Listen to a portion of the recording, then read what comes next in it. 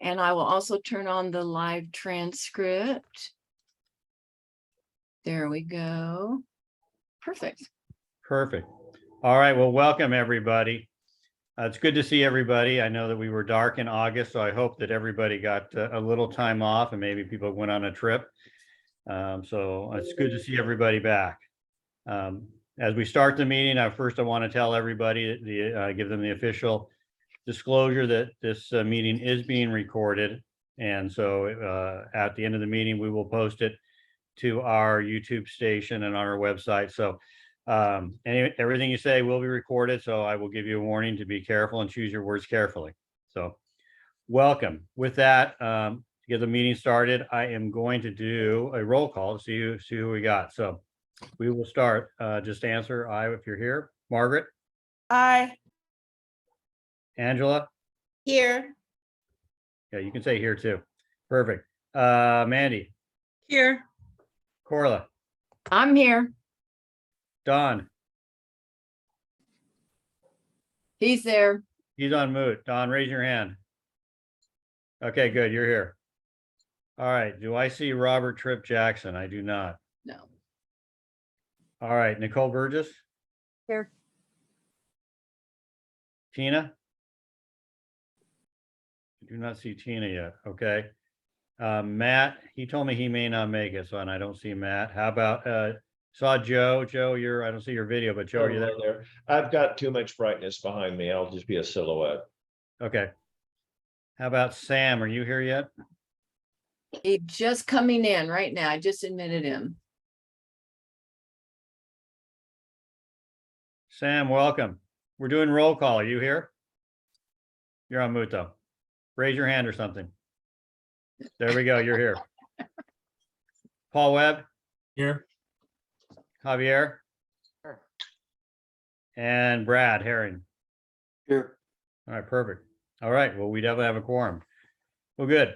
All right, well, the first thing we want to do again is that we have to approve meeting by Zoom. And I do believe as a chair that the conditions still warrant it. There's still plenty of COVID out there. It's obviously dying down a little bit, which is good news for the community, but I still feel comfortable that that this is the best way for us to meet. So do I have a motion for somebody to approve us by meeting by Zoom? I'll make a motion. Second by Sam. All those in favor? Aye. Aye. All right, that Joe's looks like an it's aye. unanimous. Mhm. Unanimous, perfect. Okay. And subject to whatever everybody else thinks, I mean, I don't think there's going to be any dramatic change between now and the end of the year. So I would anticipate that we would continue to meet in October and November via Zoom. And then we'll just sort of reassess at that point whether we continue next year via Zoom or whether we go back to in person. So if anybody has strong feelings on that, give me a call or send me an email. And Robert just came in, friend. Hey, Robert, you raise your hand and I'll count you as here. There you go. Perfect. Okay. I know that Mandy was not feeling well, so I don't think we have any minutes from our last meeting. Is that correct? Yes, we'll get that for the next meeting. Apologies, just back to school and my son got sick earlier. Thankfully, no COVID, but I'm on the tail end of getting a cold myself. So I do appreciate your patience. Thank you. Okay. Well, board officer reports. I mean, I'll start as chair. I mean, I'm glad to see everybody, as I've already mentioned. I'm glad to see Linda Lucas here and Officer Cerwillo. There's a couple of key people in our community these days. And so I welcome everybody. I think the organization, planning board's healthy. Project review is going on. I know there's lots of projects out there. We have a few tonight and we're going to continue to have more. And everybody's been involved and I appreciate people stepping up and everybody contributing. So from my perspective, we're doing well. And I appreciate everybody's help. So that's really my report. Margaret, did you have anything as first vice chair? Just to add on to your kudos, I attended the Traffic and Transportation Committee meeting. That was amazing. We're really, continuing to pave way with community issues and taking a stance on some of these, bigger issues, partnering with our local communities. I know we had DK attend the traffic and transportation meeting, which was real helpful. Some of our traffic issues impact other neighborhoods. So it's nice to see that we are actually this year really building those community neighboring relationships and taking action. I attended the project review, a meeting that was pretty awesome as well. I think, traffic and all the projects coming through our community, those need to be really well attended so we can have quorums and make some decisions to bring to the board. So hopefully we'll be able to discuss some of those approved and not so approved issues at this meeting. So thank you everyone for really attending those meetings and taking some action. Yeah, I like that. Well, I'll just say from a distance, right? I saw the votes were 9-0 or 9 or so in, or 8-0 in project review. So that sounds like they had a big turnout at project review, which is great. All right, Angela, second vice president, do you have anything? Not at this time. Thank you. Okay. How about Corla as treasurer? Yes, our balance is $698.93, and our stipend is supposed to be on the way. I'm still waiting, but I have an email that says it's on the way. Okay, let me know if I need to sign anything. Does this mean pizza party, Corla? No, I don't We think. will, if we meet in person, we will have a pizza party. Yeah.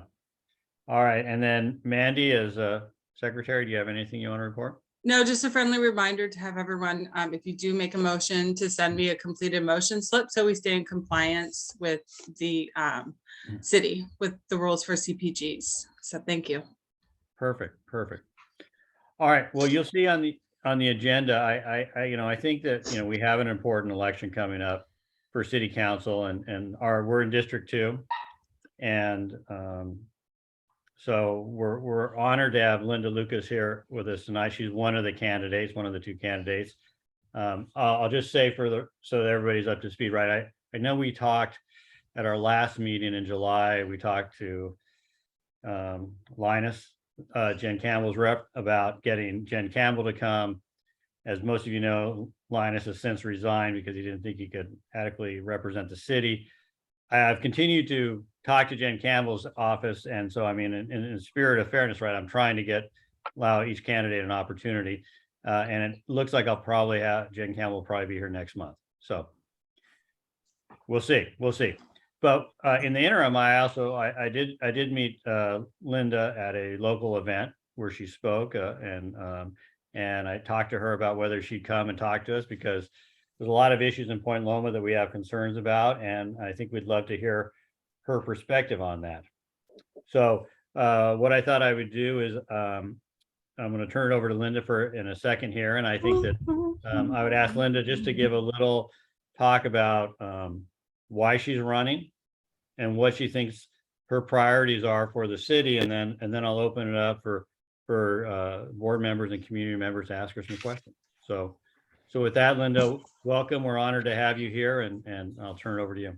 Thanks, Fred. And I apologize for the lighting. I can't seem to escape the sunlight right now, so it's going to be a shadow all over the place. So thank you for inviting me and giving me your ears for a few minutes. I'm not going to take up too much of your time, but I'm Dr. Linda Lucas. I live over in the Sunset Cliffs area, and I wear a number of hats. For those who don't know me, I have experience in healthcare, academics, business, and leadership.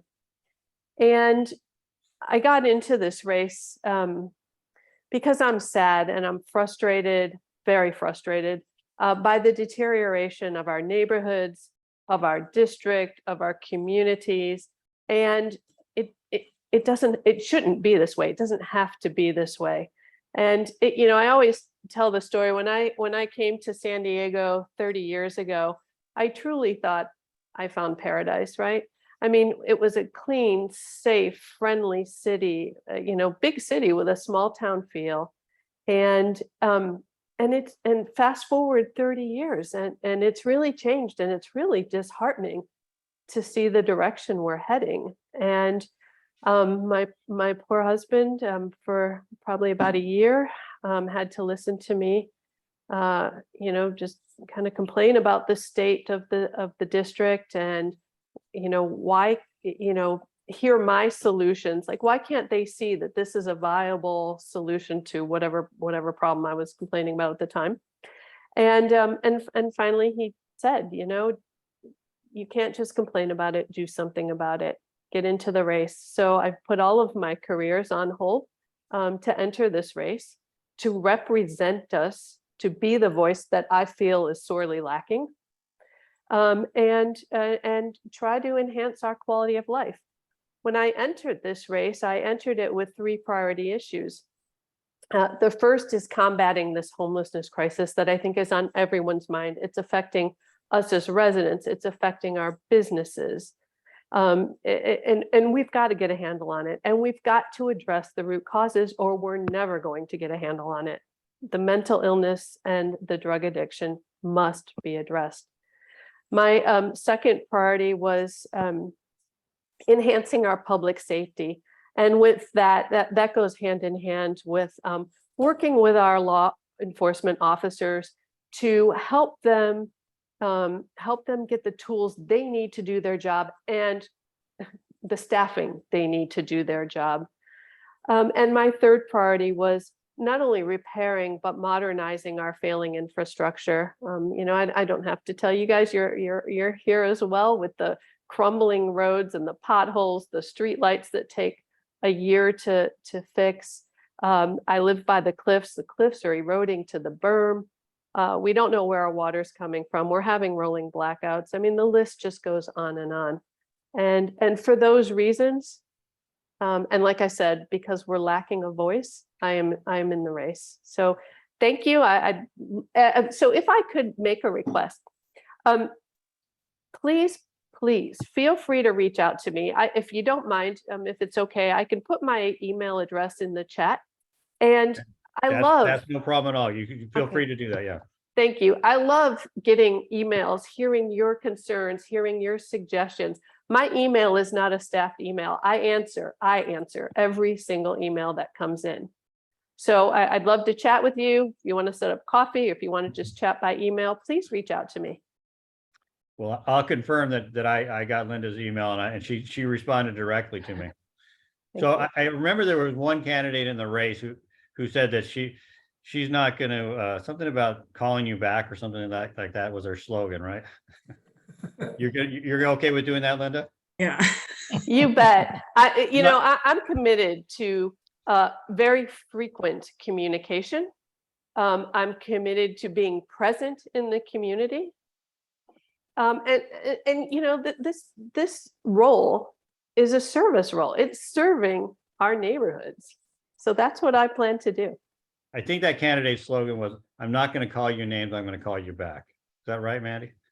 It is. And that's my question for Linda, and it's encouraging. Do you plan to make an emphasis with returning phone calls, with following up with with your constituents, and really just being present in our community?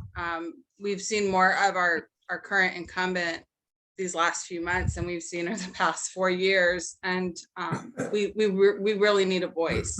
So can you promise us that you'll be more present and visible throughout the community? You bet. So that's a priority for me personally.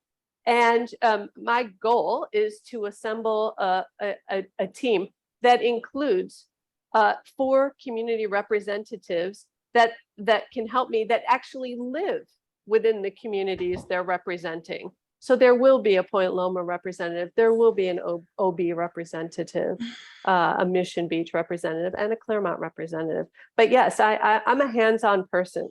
I like to know what's going on, and that helps. That this role is a very important role. I take it very seriously. And if I'm to do my job, should I be fortunate enough to become elected, I plan to be there and really do my job. It's my job. I see a question from Margaret. Why don't you go ahead? Just it'll be a quick one. I've heard you speak at a couple meetings now, and my only thing that I have, my only issue with candidates running, pretty much all of them for District 2 in the past is that you focus on large goals that San Diego is already working on. For instance, your number one tonight is homelessness.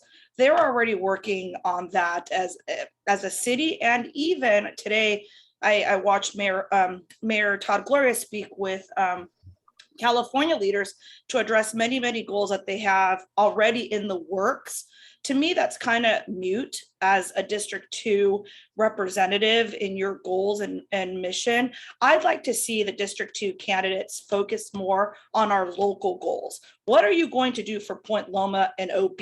We've been on the back burner, and also I'll include Midway. We've been in the back burner for many, many years now with District 2 leaders. What are the types of goals that you're going to try to do for our community instead of the larger scale of the San Diego?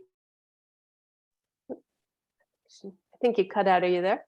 Oops, sorry. Yeah. Oh, So I want to know what your top goal is for Point Loma, OB, Midway.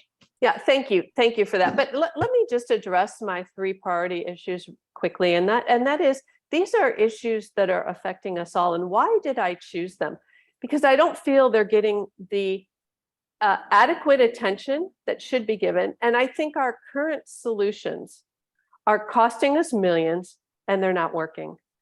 And so when I look at it, just in our communities, I mean, we being a coastal community, we have a tremendous amount of homelessness persons, and time and time again, I've knocked on over 4,500 doors, and time again, that seems to be the number one issue that resonates pervasively. It's like, what are you going to do with the homelessness? They're everywhere.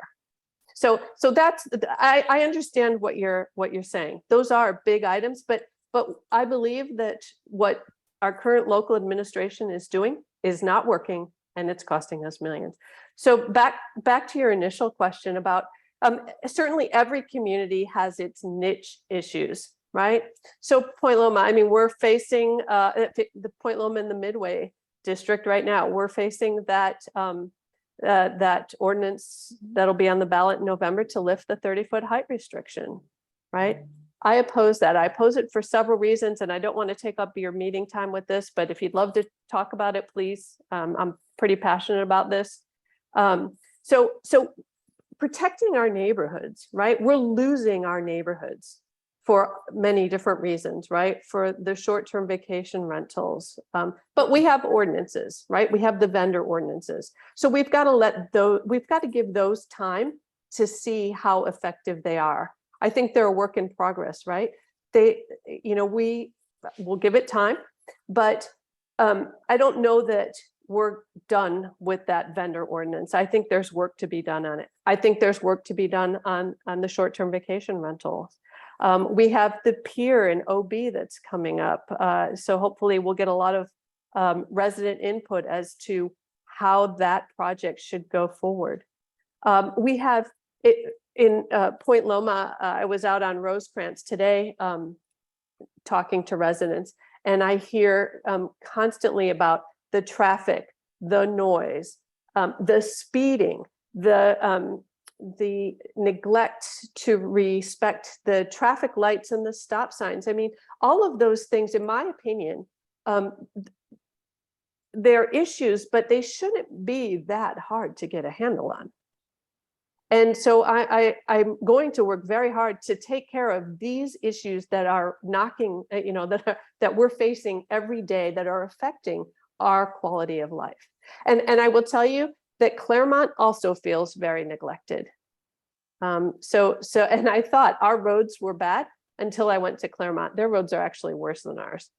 Mm-hmm. So there are infrastructure needs that have to be done. I would love to see strategic planning for how we're going to deal with these, with the erosion of the cliffs. And like I said, I don't want to take up your time, but if you will email me, I'm very happy to share my plans with you. All right, do we have any other questions for Linda? Yes. I see Sam. Sam, go ahead. Yes, Linda, hi, this is Sam Hobb. Hi. And I wanted to ask you your position, and it's going to be in the sense, do you believe that the statewide ordinances for ADUs and JDUs, as well as the city's actually increase in demands or increase in efforts on those to do this? Does this really challenge our local neighborhood and result in possibly the erosion of the single family structure we have? Oh, you bet. I think it does dramatically. So what is my position? I have a very hard time with SB 10 that's allowing us to put 10 plus units on a parcel. And without regard for setbacks, without regard for parking. And then we have the whole ADU and the junior ADU and the bonus ADUs. I don't think ADUs are bad, right? As long as, like, what do I envision? You know, if you want to put an ADU on your property, and I said one ADU on your property that respects the setbacks, right? Setbacks are there for a reason. I mean, they allow airflow, they allow access for emergencies, they allow privacy, right? So respect the setbacks. You must have parking, right? This whole, I think it's nonsense that we're building a lot of structures and we're not accounting for where those cars are going to be. So parking has to be respected. And what I really would prefer is that the ADUs are in concert with an owner-occupied residence. So, you know, for me, they promote intergenerational wealth. I can tell you, I have an elderly, my dad is elderly and he lives outside of Cleveland, Ohio. I would love to get him out here with me. He doesn't want to live with me per se, but he would love to live on the property. It happens when we bought our property, it has a structure on it. But the beautiful thing about the property is, number one, you'd never know it was back there. You can't see it, right?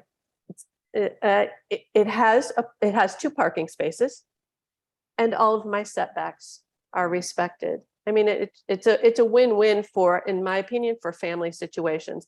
That said, it's 1 unit.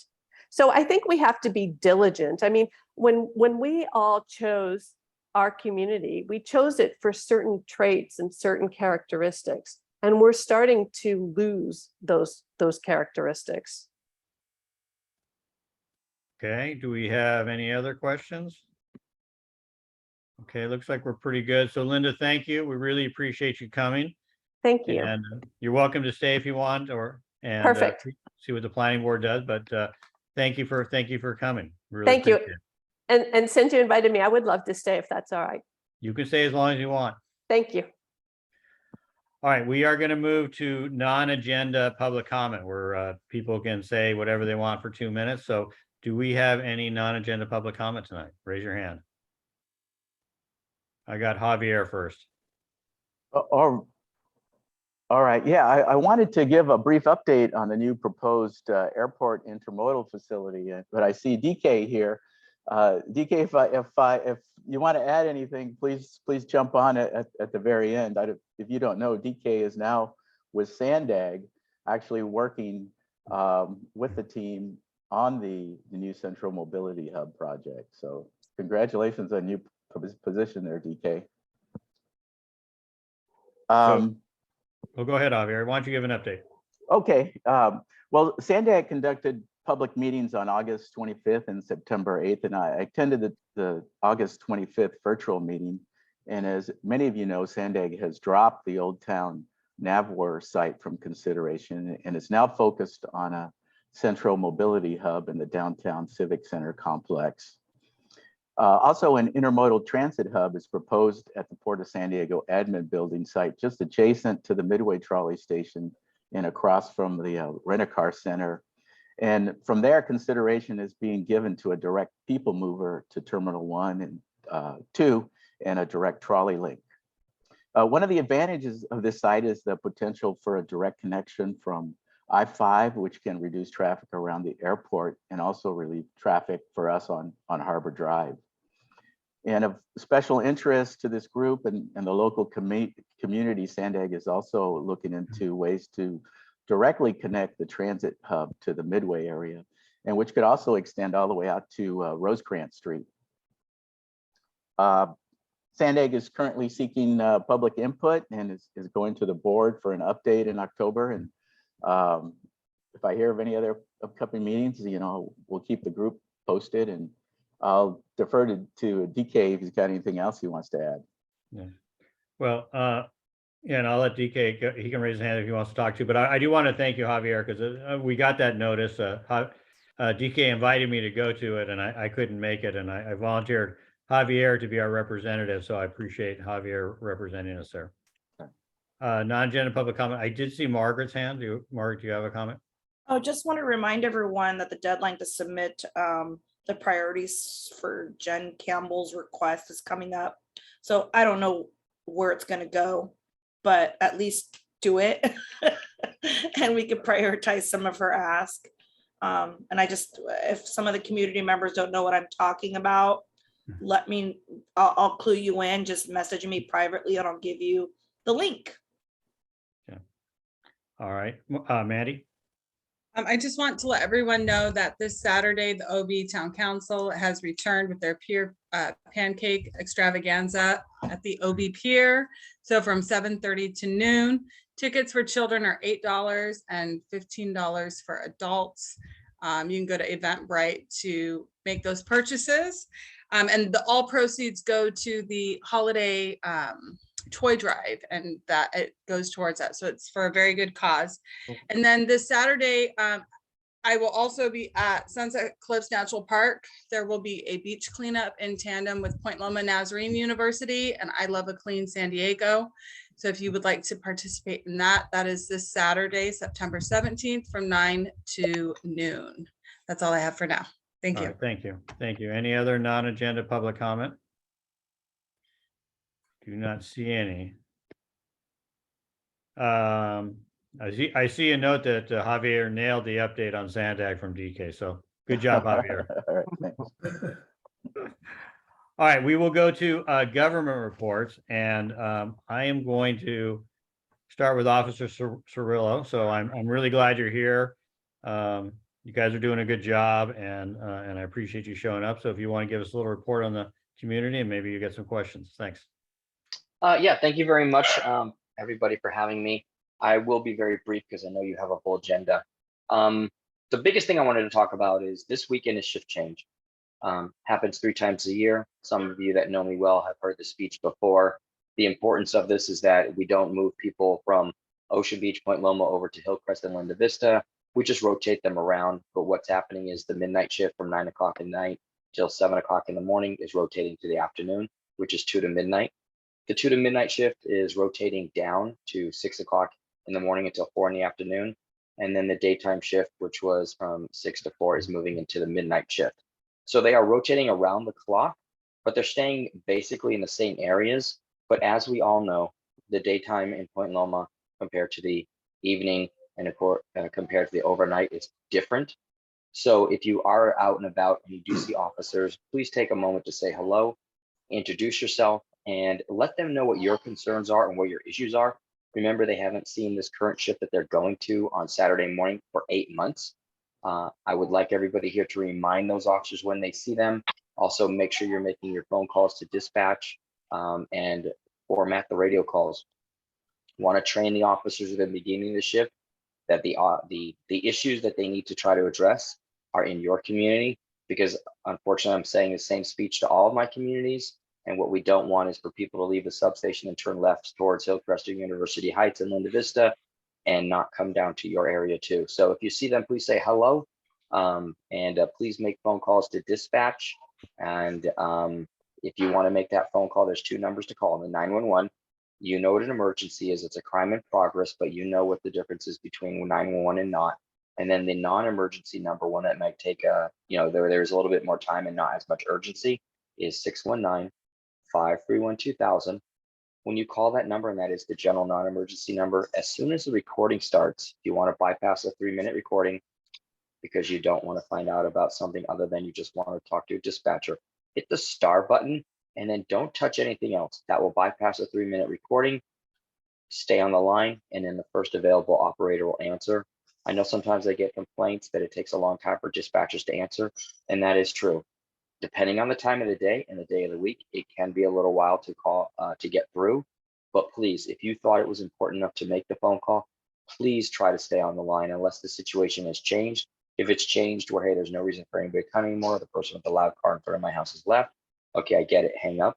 But if it's escalated, where you're like, okay, I was on hold, I'm holding for 5/3/2000 in non-emergency, but now there's actually something that has turned into, I think, a life or death situation, then please hang up immediately and dial 911. If you've committed to 911, do not hang up on 911. Wait, talk to the dispatcher, because otherwise they'll see it as a 911 hang up, and then they'll start calling you back, which then holds up the line. It'd be better just to stay on, and then they can divert you one way or the other. That's kind of it for me, because I know that you guys have a full agenda, and I'm happy to take a couple questions.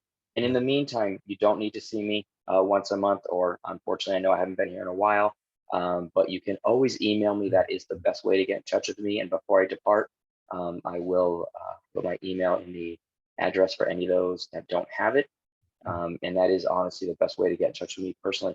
Myself and my partner are the after the fact people. Please do not email us about something that's happening in front of your house. There's nothing that evening, you know, if it's a party in the street in front of your house in a car, there's nothing I can do about it in the middle of the night. But if it's a follow-up, like, hey, I did call last night, this is what happened, here's my event number, what was the result for the officers, what did they find when they went there, I can look up that event number for you, and I'll be happy to get back in touch with you and give you the outcome of that. Also, if you'd ever want to get together and just talk about something, I'm happy to meet with people during the day one-on-one for coffee and discuss anything they want to talk about and try to point you in the right direction and go from there. Yeah.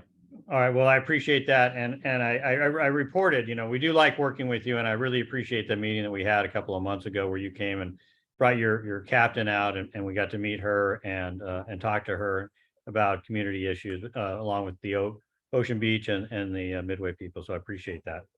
Thank you. And we look forward to working with you, but I have a question for Margaret. So go ahead, Margaret. Where are you? But no, I wanted to see if you could, that background's amazing. I wanted to see if you can just provide a quick update on how that street next to Big Lots got so cleaned up. You can drive through, you can actually drive through that area safely. And that was one of my big concerns for a very long time. So how did you do it? So that was our concern as well. And it's a fantastic question. We, as in the police, had been asking for resources to clean up that area. We weren't really getting it. And then people started reaching out to me, and I just honestly told them, like, listen, you know, you guys are the community, you're the business community, you're the people who live in the area. You have got to bring this forward to the elected officials and the powers to be. And we need to put more, you need to, if this is what your agenda is, you need to be bringing that forward to them. And then you need to be asking them to bring the resources from code to clean up the area, environmental services to clean up the area, and police to go out there and make contact. Police contact as in some part enforcement, but also a lot of outreach as well. Remember, we have the homeless outreach team. So there was, I know it was a lot of the news, there was a lot of hemming and hawing about what was being done, how it was being done. And right now it is in, I would say, very manageable condition. It's not vacant 100%. I don't think it ever will be, but there was a big push by the businesses down there, Walter Anderson Nursery and the Navy. And now there are some signs there along the road that say no vehicle habitation. That actually made a huge difference there. There are some tents there, but camper after camper, van and car, when people go in those things, everybody starts congregating in there. Unfortunately, they're dealing with their vices, and then it ripples out into the community. So it was a community driven effort where everybody got together, and they really put a lot of pressure on the powers to be to demand and just beg and plead, because it was the right thing to do to facilitate some changes there. I'm very happy with the change. We do have to keep going back there. We do have to stay on top of that, but it's nothing like it was. But the signs and the attention that the community brought down on that area is what really drove that. And it wasn't just the businesses that I've mentioned, but it was also members of the planning board and community civic leaders. When I say civic leaders, I'm talking about residential and business leaders in the community who came forward and really drove that. And now, in fact, I just met today with a property area over behind Sports Arena and gave them the same blueprint in regards to, hey, they bounced over here. Now that area has always been kind of bad for historical reasons, but I gave them the blueprint, talked to them about who they need to contact, what they need to do, and then hopefully we can get some signage over there, we get some enforcement over there, and we can clean that area up. And one of the things that came up during that meeting today was, well, if we're just moving these people to another area, like we don't want to do that to another community. And I said, hey, listen, honestly, sometimes problem solving it's not my problem anymore. We got it to move. And and I know that sounds like a horrific thing to say, but I look at our communities as puzzles. So right now we just have a very nice puzzle right over there, puzzle piece, and we need to put another puzzle piece next to it. And then we'll work on the next road or two and put a puzzle piece there. And we start cleaning it up. This doesn't mean that we're doing a war on homelessness. It's quite the opposite. We always offer services. If you're willing to accept services, we'll get you housing. We'll get you SSI. We'll get you an ID card. We'll help you get your birth certificate so you can get a job, whatever you need. We'll get you rehab. But now if you choose not to do those things, I'm sorry, but you can't stay and keep dropping your wastewater and throwing all your trash out on the street in front of these businesses and abusing the community, because the community definitely wants to offer these people help, but not at the expense of being the victim of these people.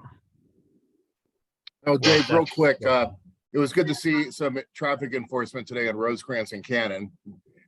But I pinged you a few months ago about these younger kids on these electric bikes that are moving at pretty high rate of speeds. I know it's a little bit of a gray area, but is there any thoughts on the department side about how to manage that for safety reasons, especially? So recently, CHP was asked by the state, because they are the governing, to come up with some guidelines and rules and laws because of the explosion of these e-bikes, e-scooters, etc. So the state is waiting to hear what their feedback would be on how to design some things, because they are the experts regarding the state in regards to traffic laws and regulations. So we are looking forward to hearing what they have to say. I have no idea what the timeline is on that. Part of this, though, also, and I've seen it in Coronado and I've seen it in San Diego, is there also needs to be some personal accountability for safety. And I see people, let's just go first with the young people. I see a lot of young kids, like you mentioned, Robert, on these bikes and no helmets and riding around a little bit crazy. I really think parents need to step up and do a little bit of parenting and make sure that their kids are riding with helmets and following the rules and regulations. And then we have the issue, and this came out originally with just the scooters. Remember, the scooters were first, where we had a bunch of adults who were getting drunk in the middle of the night, getting on their app, getting on these scooters, and they were riding around the city, going wherever they're going. And then they were hitting potholes because there's none around here. They're all over the place. And we were having some very horrific accidents. Some were superficial, like, facial injuries, etc. But then it got to the point where it's like, hey, and if you follow next door, you would have seen I posted a few where it was like in a totally different neighborhood, somebody actually died on a scooter, because I was like, hey, these people, because normally next door I try to do it just for the neighborhood that's applicable to. I was like, hey, these scooters are out of control, and these people are getting, seriously brain bleeds and killed on these things. And so then I started going, sort of division wide whenever one came about. So I do agree with you. That's something that needs to be addressed. You would think that you wouldn't be able to ride a scooter without a helmet, but the problem is we can't be always the resolution for that. And a prime example is I'm glad that you saw some traffic enforcement down in Cannon Rosecrans. I don't know how that happened, because honestly, our staffing is at a point right now where all of our motor officers, you see them still out on bikes. They are not doing traffic enforcement right now, and they have it for the summer. They are actually only doing radio calls, to the point where they're being instructed, you will not do traffic enforcement. You will not stop at a stop sign and do traffic enforcement. You will answer radio calls. Now, if an accident comes out, they then respond and they will take that. But our staffing levels are actually low enough where motor officers are just around on bikes, helping with radio calls and taking paper reports. And myself and my partner, 4 days a week. See, some of you are like, well, duh, it makes sense. You're a police officer, but 4 days a week we are doing patrol, and that's not the way it was before. We were community relations officers who every so often went out and helped out with the radio because we wanted to. But now it's actually flipped. It's, hey, 4 days a week, you guys go out there and do patrol. And I was able to negotiate, I have a supportive command. I'm like, hey, for the first hour or two of the shift, from 6 to 8, there's not too much going on out there. Can we handle emails? And then after the second watch guys come out after 2, can we come in and handle more emails? And can we go to our meetings? And they were like, yes, but in between those times, you have to go out and do radio calls. And so that's what we've been doing, which is actually fun. I actually enjoy being out there. I just really wish it was one or the other. Right. So. Well, thank you so much. I appreciate your time. No problem. Yeah, just a quick follow-up on that. I do see a lot of crazy drivers out there that don't seem to be following the rules, and we don't have any traffic enforcement. And you say it's a manpower issue. Is that, do we need more funding, or do we need more officers, or what sort of, can you answer there? So I will wrap this answer up very quickly. I personally, a bunch of cops are going to shoot me, but I personally think that right now we are paid fair. But what we're seeing nationwide is that a lot of law enforcement officers are leaving bigger cities because of politics that are playing into law enforcement, and they're going to smaller towns. And that is not a shot at San Diego. It's not a shot at San Diego leadership. This is what we're seeing nationwide. People are leaving the bigger cities and they're going to the El Cajones. They're going to the Sandy Utahs. They're going to the smaller agencies where there's less politics in regards to do enforce this, don't enforce that. The demands for defunding, et cetera, et cetera. I think that here, we're doing the best that we can under the circumstances that we face, but the staffing is low. And when I do say no enforcement, obviously if the motor officer or myself or anybody else is driving down the road and we see somebody run a red light, we can take enforcement. When I say they're not supposed to be doing enforcement, I'm saying they can't, like, okay, hey, I'm going to go over to, 4th and Walnut and I'm going to sit there for an hour and I'm going to do enforcement on that stop sign. If we're driving around and we see something, of course we take enforcement. It's not, oh, I can't stop that car who's speeding down Rosecrans. That's not what I'm talking about. I'm talking about the proactive, I get a complaint from a citizen that says, hey, we're having issues in this stop sign. The motor officers are not going to do that until we get that under control. All right. Officer Cirillo, we do have kind of a full agenda, so I am going to let you go. Thank you for coming. You're welcome. Hopefully get you back again next month. We do have a lot to go to, so it's always good to see you. So thank you. All right, and I will be putting it right now, my email in the chat. And anybody who doesn't have it, please ask around. Obviously, Robert has it, and so does Margaret and a few others. So feel free to get it if you don't get it tonight. Thank you. Thank you. Thank you all. All right. With that, why don't we go to Cole Reed and Tony Atkins' office? What do we got going on? Hey, Cole. Folks. How's it going? Cole Reed here. So last month was a very busy month for the legislature. They worked, the Assembly and the Senate worked hard to pass hundreds of bills onto Governor Newsom's desk, and he has up until the end of this month in order to act on those bills. Senator Atkins authored or co-authored 7 bills that are currently on his desk, and the governor has already signed an additional bill into law already. So I'm just going to briefly cover some of those for my update. The bill that Governor Newsom signed into law is called Senate Bill 1041, which would provide a permanent sales tax exemption to thrift stores located on military installations. So one organization which would greatly benefit from this is called the Navy Marine Corps Relief Society. And this organization provides direct loans, grants, and they provide relief for educational expenses to veterans, active duty service members, and their families. So this permanent sales tax cut will just allow for nonprofits to continue their operations and continue providing benefits for people. So in regards to the bills that are currently sitting on Governor Newsom's desk, one bill is called Senate Bill 1375, which would expand the number of healthcare professionals in our state that would be able to provide abortion services. This bill is authored in anticipation for Roe v. Wade being overturned, which it has been overturned. So this would just allow our state to accommodate folks who are seeking those services. Another bill on Governor Newsom's desk is Senate Bill 1027. This is regarding the San Diego River Conservancy. And this bill would expand the jurisdiction of this agency to cover 100% of the San Diego River watershed. It currently has jurisdiction over 90% of the watershed. So having the extra 10% would just allow the agency to operate more effectively. It also contains some language that modernizes the agency and makes it more inclusive and recognizes the importance of the indigenous Kumeyaay people who inhabit the land. Another bill which Senator Atkins has co-authored is called Senate Bill 1020. It's a huge climate bill, but the biggest thing that this legislation does is it sets more clear goals for our state climate standards for 2035 and 2045 and 2040. Another bill is SB 1183, which is a bipartisan piece of legislation that Senator Atkins has co-authored with Senator Shannon Grove. This legislation would establish the California Imagination Library Program, and this would just allow children to have easier access to books and just encourages reading for kids all throughout our state. It's a really good piece of legislation, and of course, she hopes that the governor will sign it. That's all I have for my update tonight, but I am happy to take any questions or any input. Yeah, any questions for Cole? I think you're off the hook, Cole, but thank you. Really appreciate the update on those.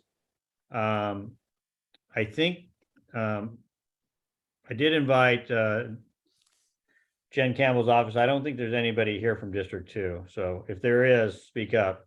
But so I think we're going to skip District 2. And Mickey, we'll go to Assemblyman Ward. You can give us that update, please. Wonderful.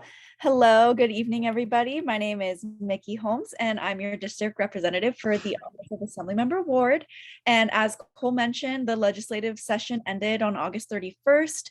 We are very proud that 5 of Assemblymember Ward's bills have already been signed into law, and we have 6 more bills on the governor's desk awaiting his signature. And some of those bills are AB 2316, which would establish a statewide community solar and storage program to allow renters, business owners, and others who are unable to access the benefits of rooftop solar to subscribe and receive a credit on the utility bill based on the value of the renewable energy resource.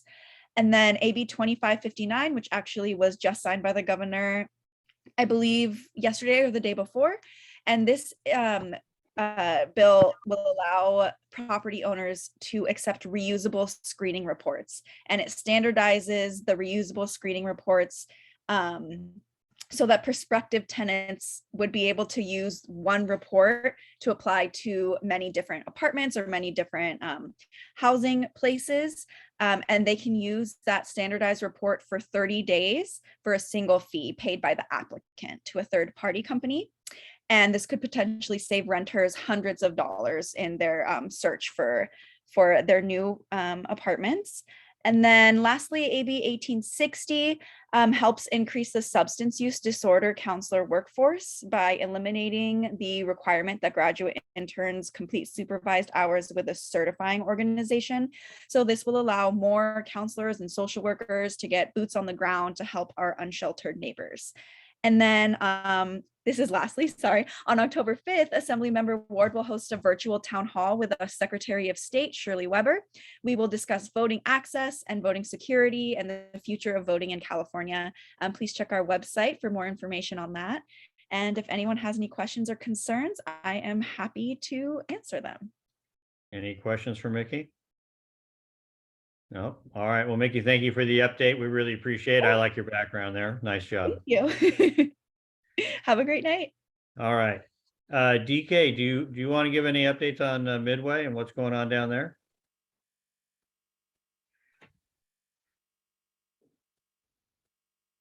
Right. Maybe DK. I see DK. Yeah. Okay. Hello. Yeah, so I am mobile. I'm driving at the moment, but Okay. we haven't met since you all last met. We typically meet the third Wednesday of the month as a group. We've not met only because the way the calendar fell out this week, or excuse me, this month. Your meeting's this week, our meeting next week. But some of the high level things that I kind of heard some folks talk about, obviously the encampment has been cleared down towards Renton Boulevard. We're still constantly dealing with a variety of different reports that kind of, the officers will kind of, I think, articulated what we do there. Outside of that, the big news, I think on Tuesday of this week, the city council selected, I guess, a preferred developer for the sports arena redevelopment. So we'll see how that goes. But other than that, a lot of the same old, same old. Okay. All right. Well, thank you, DK. You drive carefully. All right. I think last but not least is our favorites from Ocean Beach. We love Ocean Beach. We love Tracy. And we love Ocean Beach. So Tracy, we saved you. You're up. Thanks. I love all of you guys too. You're one of my most entertaining meetings for sure. Okay, so I'm gonna kind of run down the list here. Ocean Beach Planning Board. So the community chose a design for the library and we are off and running with that. So it's very exciting. We have money, we have people planning it, we have a great design, and the community has buy-in. So woo! So I'm not exactly sure when the projected end date is, but we are going to get a library, and that's super, super exciting. Secondly, for planning board, we are all familiar that the California Coastal Commission has passed on making a judgment on our vendor ordinance. So I spoke to Venus this morning, and she said that really the only thing that's left to do is they have to take a line out of the ordinance that said that they are waiting on the Coastal Commission's approval, or needed to get the approval. And once they take that line out, they can bring it back to council, council can vote, and then boom, hopefully we will be done. There won't be any changes suggested, and everything can start being enforced, and we're good to go. So that's kind of exciting news for everybody involved.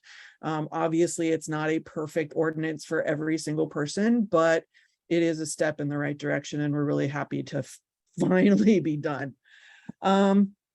Okay, Ocean Beach Town Council. As some of you guys know, we have developed a couple of different committees. One of them is an advocacy committee.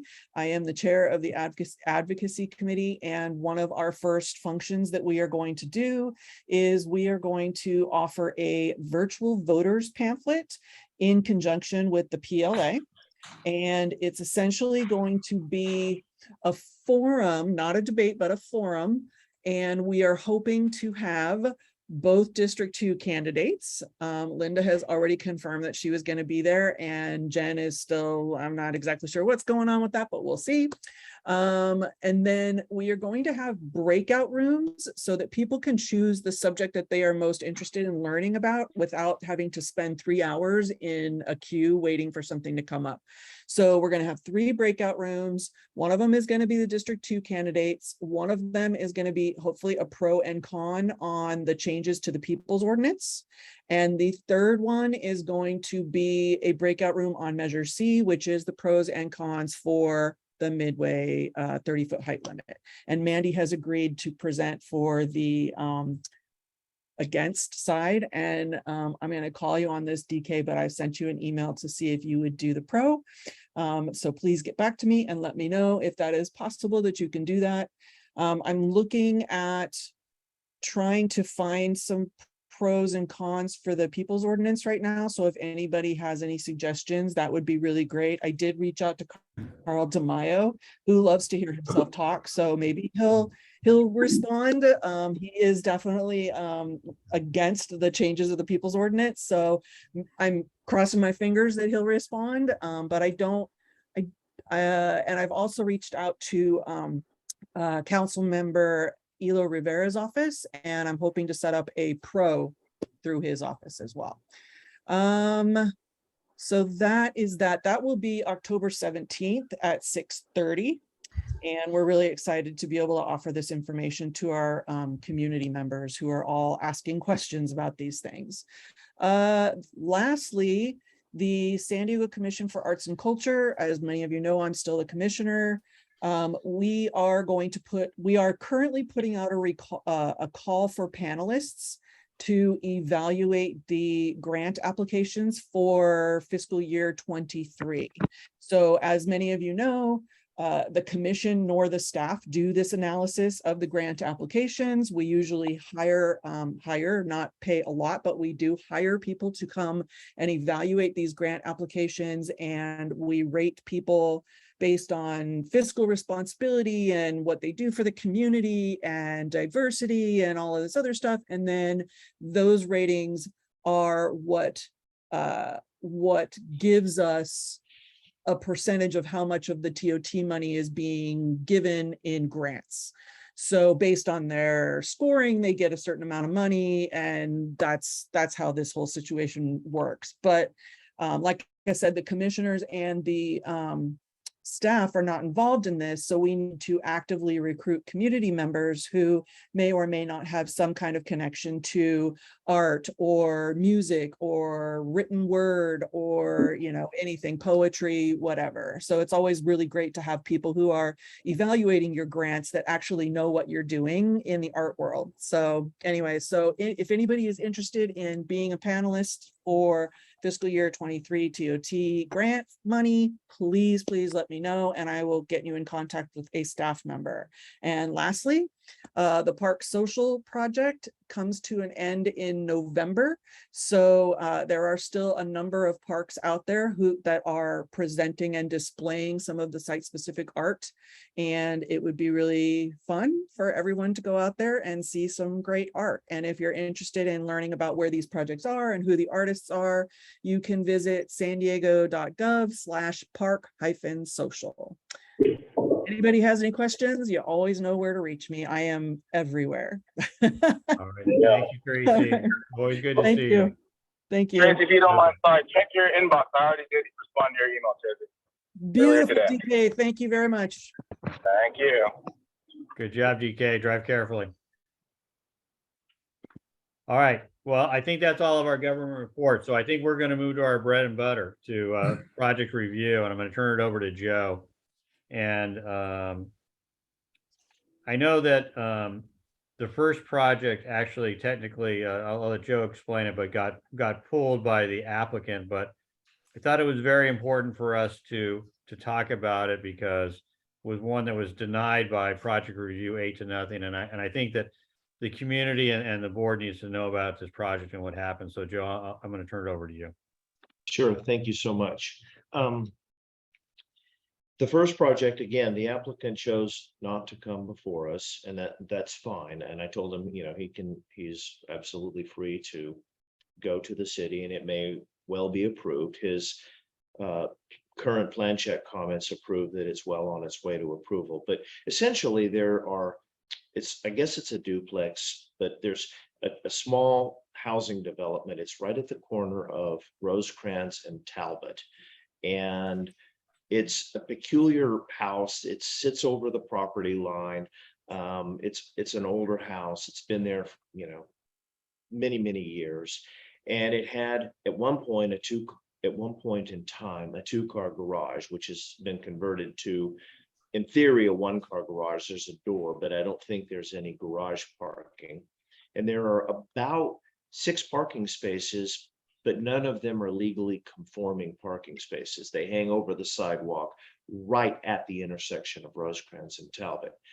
The applicant wanted to convert this garage space into an additional living unit, a JADU. So in essence, what you would have is 2 full houses plus a junior ADU, none of which have any parking. And of course, all of which sit at an intersection that's essentially, you know, impossible to park anywhere near.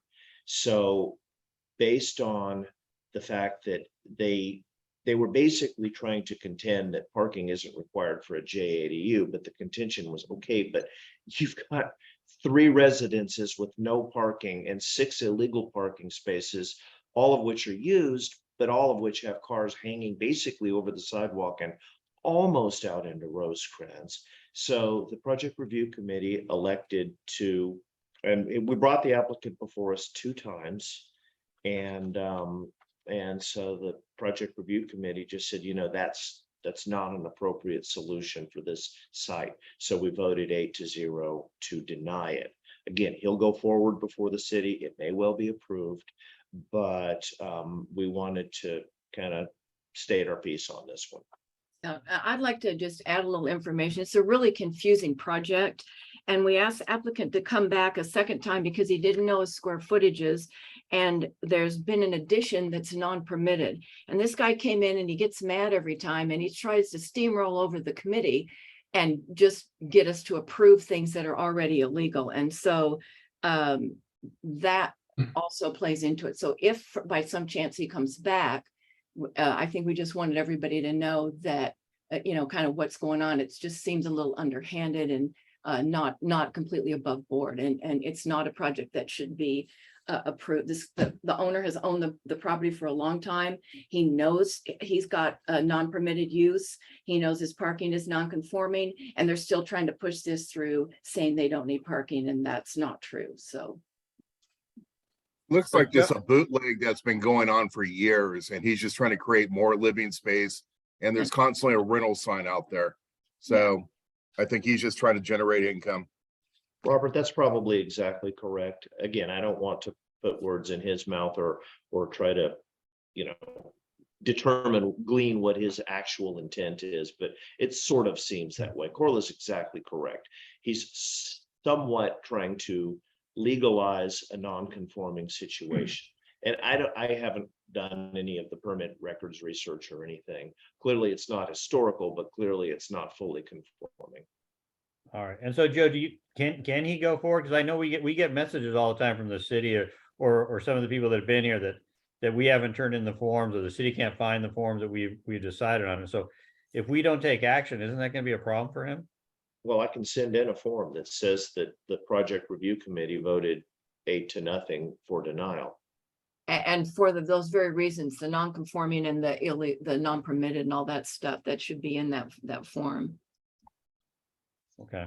It's a check the box. But don't we typically just send that form in after we have a full vote of the board? Well, I don't know. Can we have a full vote of the board I would, without the applicant's presence? I definitely would. Well, I'm kind of thinking, this is what my thought was that I'm not sure that we can, if he's pulled the item, Yeah. I don't think we can vote on it. That was But- my feeling. That's Fred. That's why you and I had some email correspondence about whether or not we should discuss it tonight. And I don't think that there is anything whatsoever wrong about us discussing it. And we offered him the opportunity to come before the board, but he denied.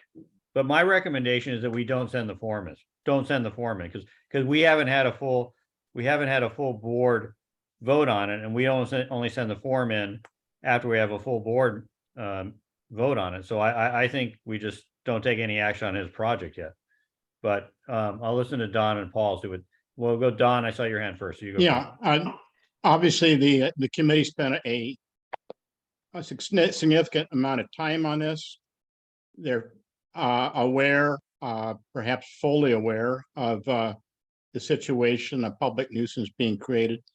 I think I would suggest that the responsible thing to do is for the committee to write a letter, which would be then go to the board, notifying code enforcement of a public nuisance. In other words, this could come back to the committee next month. Then the committee could get the full board to vote on it. And I think that code enforcement shouldn't be made aware.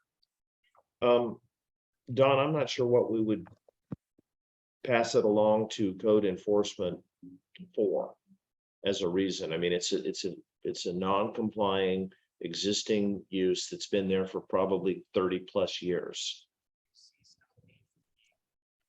I mean, we know there are things like setback issues that are not complying, but they were permitted at one point in time, probably in the 70s or 80s or something. Someone may remember when that was built. I don't. It was there when I was a kid. Looking forward, if this thing goes through, this is going to make the complex there with insufficient legal parking, correct? Even less.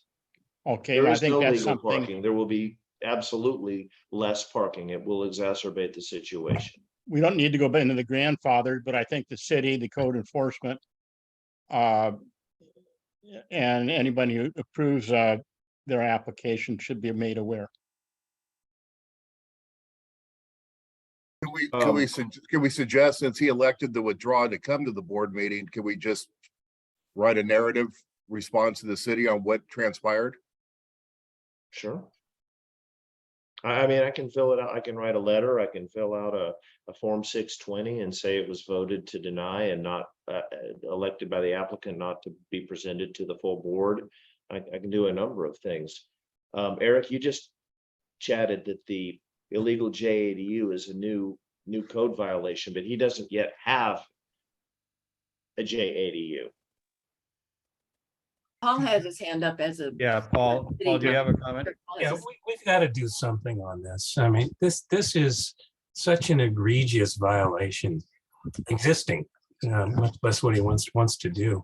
And it's not just that he did things that were against the code, but he left the garage door in the unit that the garage that he converted to an ADU. I think to deceive the public as to what was going on. We can't allow that to go by unnoticed. He wasn't particularly forthcoming in our questioning of him about why he did that. Yeah.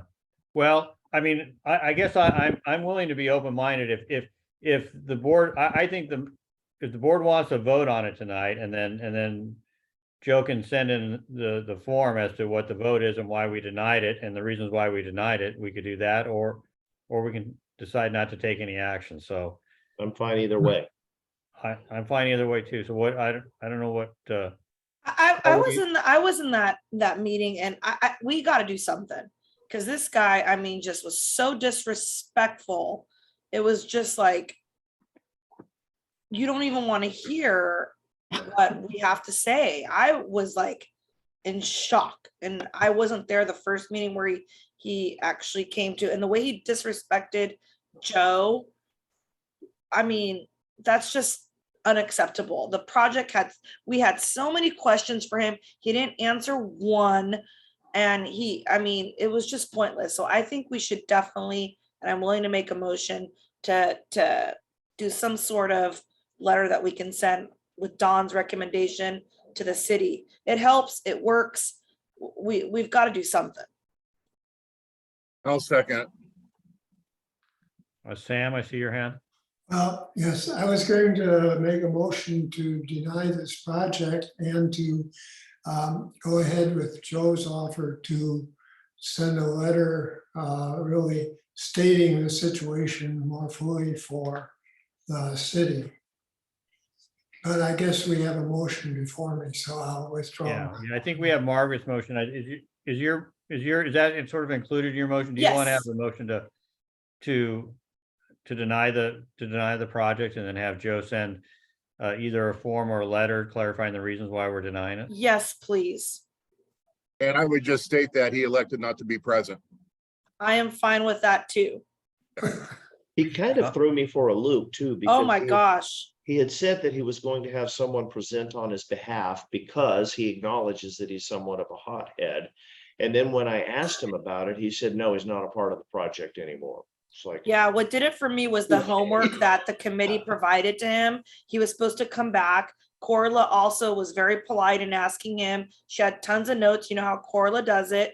She's very organized, and he wasn't able to answer not even one piece of homework that he was asked to do. So that was He provided the square footage. Oh, I'm sorry. I stand corrected. Provide the square footage, and that was it. Nothing else that we asked of him. He didn't do I anything. stand corrected. It was just really overwhelming. So I would like, my motion is to send some sort of letter with everything that he did not provide. well, Right, and along with the vote and you're also proposing a vote to deny the project. Yes. I'd like to suggest that it go further, that code enforcement be notified, and that whoever would be approving this application be informed that it would create an illegal substandard parking situation. Well, I can write all of that on the Form 620. It's got a large comment box. Yeah, I like that, Don. I feel very strongly that code enforcement specifically be notified. And the neighbors should do it on the Get It Done app too and report it. And Excellent thank you, Joe. suggestions. That's a lot of work for Joe, but we really. I know. Joe, if you could do that. Sure. Shall we email your secretary, Joe? Poor guy. Everyone calls me with code enforcement issues. Yeah. No. Okay, so we have a motion to deny, and an explanation of the reasons and a movement for Joe to notify code enforcement. That's your motion, right, Margaret? Robert, you're seconding that? Yes. All right, do we have any further discussion? All right, all those in favor of denying this project as discussed, please raise your hand. I believe that's 1, 2, 3, 4, 5, 6, 7, 8, 9, 10, 11, 12, 13. You're right. It's 13, Fred. I've been keeping 13-0, track. deny. No, I think it's 12 because Tina and Matt aren't here and I can't vote. So 12-0.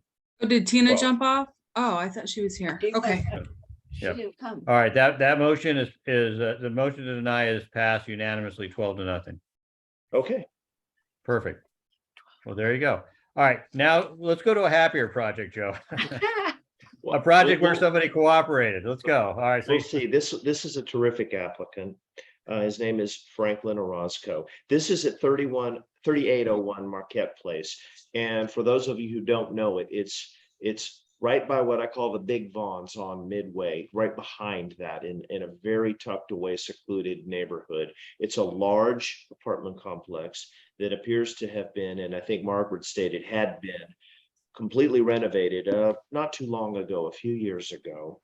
And they want to basically modify some cell towers at the site. I see that Franklin is on the meeting with us. So Franklin, why don't I turn it over to you as we discussed and just briefly show us what you're doing.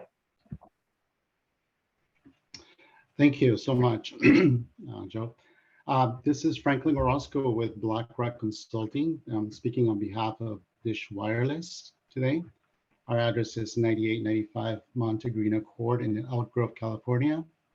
But I'm a local resident here in San Diego County. Dish Wireless is preparing to deploy a communication network, both for cellular and data services in the coming year.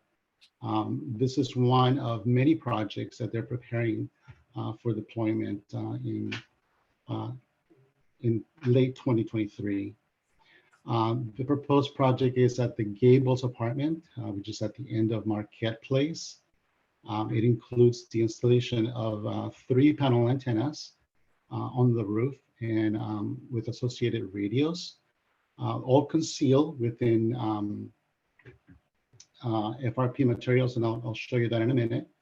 Also, a single cabinet that's also roof mounted, and it will be also tucked into an area of the roof.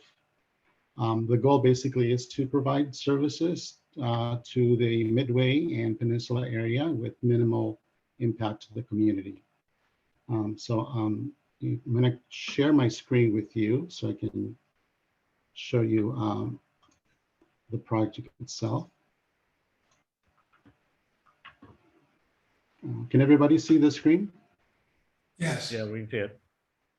Okay, so this is the Gables apartment here, which is off of at the end of Market Place in Peninsula Drive. It consists of 3 separate buildings, and we're going to be actually on this particular building over here that has 3 roof levels. It is situated on a sort of a plateau overseeing the Midway area, and it has great visibility. We chose this location for that reason. And we're going to be providing services to the south communities as well once the network is deployed. Let me share with you the drawings here. As you can see, there's 3 different roof levels. This is the lowest roof level right here. This is the middle roof level here, and here the upper level places down here. 2 antennas are going to be located on the north side of the building, which is basically facing Midway and towards the west. These are going to be built inside an existing enclosure that is there. We're going to extend that enclosure so that everything is concealed and you won't see. And I'll show you a picture of it in a minute. The other panel antenna, it is proposed to be on in another screen here on this building, which is next to an existing elevator penthouse. And the equipment will be in the middle roof, sort of tucked in this corner of the building right here. The photo simulations for this project are such that this is the one box or screen that is next to the elevator penthouse, and below this is all staircase going up to the top of the building. And everything will be concealed, painted, matched. We're trying to match the detail of the windows as well. So the antenna will be all concealed within that. The other 2 antennas are located in this portion of the building. As you can see here, there is a cavity in that portion of the building that is partially open. And we are going to be proposing to basically conceal everything in there. We're going to seal that area so you will not see any equipment at all or any antennas, and paint it to match the color of the building. And this is a view from down below, looking back at the building itself. So overall, our intent is to be able to, again, provide both cellular and data services to Midway and Peninsula with the minimal impact to the community. I'm open to your questions. Yeah, if you can get out of the screen share, then I can see. Yeah, I don't know if anybody has any questions. You don't see any questions immediately. Or do we have Don, do we have a motion, or does anybody have questions? Go ahead, Don. Once again, the wireless network, could you explain that again? I didn't quite understand it. You're doing a fine job of concealing it and blending it in. But what is it that you're doing with this network? So basically, Dish is actually going to be a new carrier that is similar to Verizon, AT&T, and T-Mobile that will be providing strictly 5G services for the public. So they're scheduled to deploy the network late 2023 to early 2024 and provide that service in San Diego County. So that this will help the signal and there not be blind spots and so forth. Yeah, this is one of probably, I think it's about 300 and some projects throughout San Diego. So once we have a substantial amount of these projects approved through jurisdictions and then built, then they'll turn on the switch to provide that service. And this will actually cover a good portion of the Midway and then Peninsula area. Fred? Okay. I'll make a motion. Just because we talked about this extensively and it doesn't, where it's located, I don't know if you all know where the building is. There's no obstructions to anything, to any of those homes or anything. So they're tucked in pretty well into this structure. So I'll make a motion to approve Okay, do we have a this second? project. Second. Second by Dawn. Any further discussion? Seeing none, okay, time to vote. All those in favor, please raise your hand. 2, 3, 4, 5, 6, 12. Okay, 12 to nothing. Unanimous. Franklin, you. congratulations. Thank you so much. All right, that was approved 12 to nothing. All right, and we have one more project tonight. 4261 Santa Cruz. So if you want to do that one, Joe, that would be great. Sure. Thank you for coming, Julio. This is a process 2 CDP, and it's basically to convert an existing permitted shed in the backyard of an existing 2-story residence into a small ADU. The applicant and I have talked numerous times. He is adding, well, there will be 2 parking spaces, which is required for the residents. We discussed adding a third, but it's just not technically feasible with this amount of space that they have.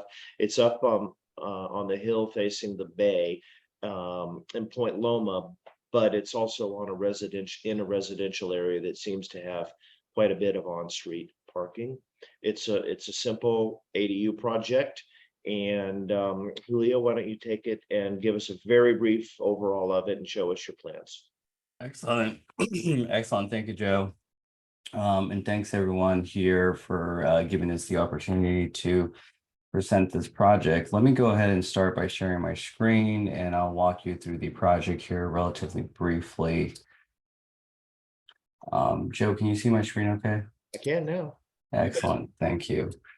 So what I did is just kind of put together a brief presentation here, just a few 8x4s to give you an idea of where the project is located, the existing conditions, a brief just code analysis or zoning analysis, I should say. And then towards the tail end, I'll show you the drawings here. So we'll start off here with this exhibit showing the location of the property. As Joe mentioned, it's in the Point Loma Heights area. So you can get an idea for this location. Let me go ahead and zoom in a little bit. So the property is 4261 Santa Cruz Avenue. So you can see the property here is 1, 2, 3, 4th from Venice Street.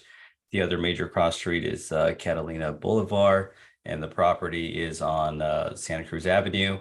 And there is an alley that cuts through the back there, so you can see that. This is what the property looks like here, sort of the frontage of the property. So you can get an idea of what it looks like. Two-story property.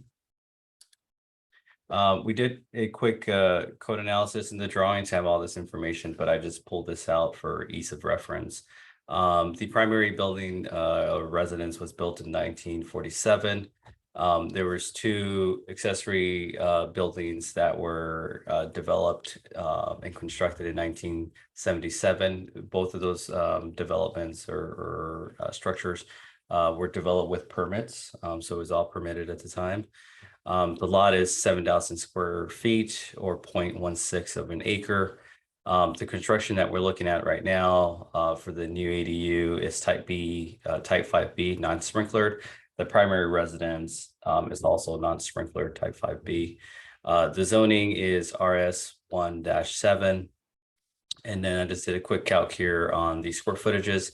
So the existing primary residence is 2,343. The other structure on site is an existing family room, which has since been converted to office space due to COVID. The space is being used as a mobile or an at-home office, and that's 428 square feet. The existing shed, which is the second structure that again was built in 1977, we're proposing to convert that shed into an ADU and also adding square footage. So the total square footage for that would be 634. So that put us at a total of 3,405 square feet. If we do a quick FAR calculation per the municipal code, puts us at 5.8 max. If we do the math, the maximum square footage development for that property is 4,060. And we're well below that with 3,405. The max lot coverage is 50%. Again, if we do the math, we're at about 41% right now. So we're under that 50% max lot coverage. And the maximum height in that space is, or in that area is 30 feet for 2-story. And we're at 21 feet proposed. I'll keep going if there's no questions. This is just a brief sort of zoomed in look at what the property looks like. So I've outlined the property there. Here on the right-hand side, you have the existing primary residence. Here on the left-hand side, you have the existing family room. And then just south of that, you have the existing shed to be converted into an ADU. So this is the shed that would ultimately be converted and add on square footage to convert into an ADU. On the back end here, you have this existing access gate, and the owners do use this space for parking. So they parked 2 vehicles back here. Let me go ahead and jump into the drawings here. Why don't we go ahead and go into the site plan? So very similar to the image I just showed you. Now we're just looking at a 2-dimensional site plan.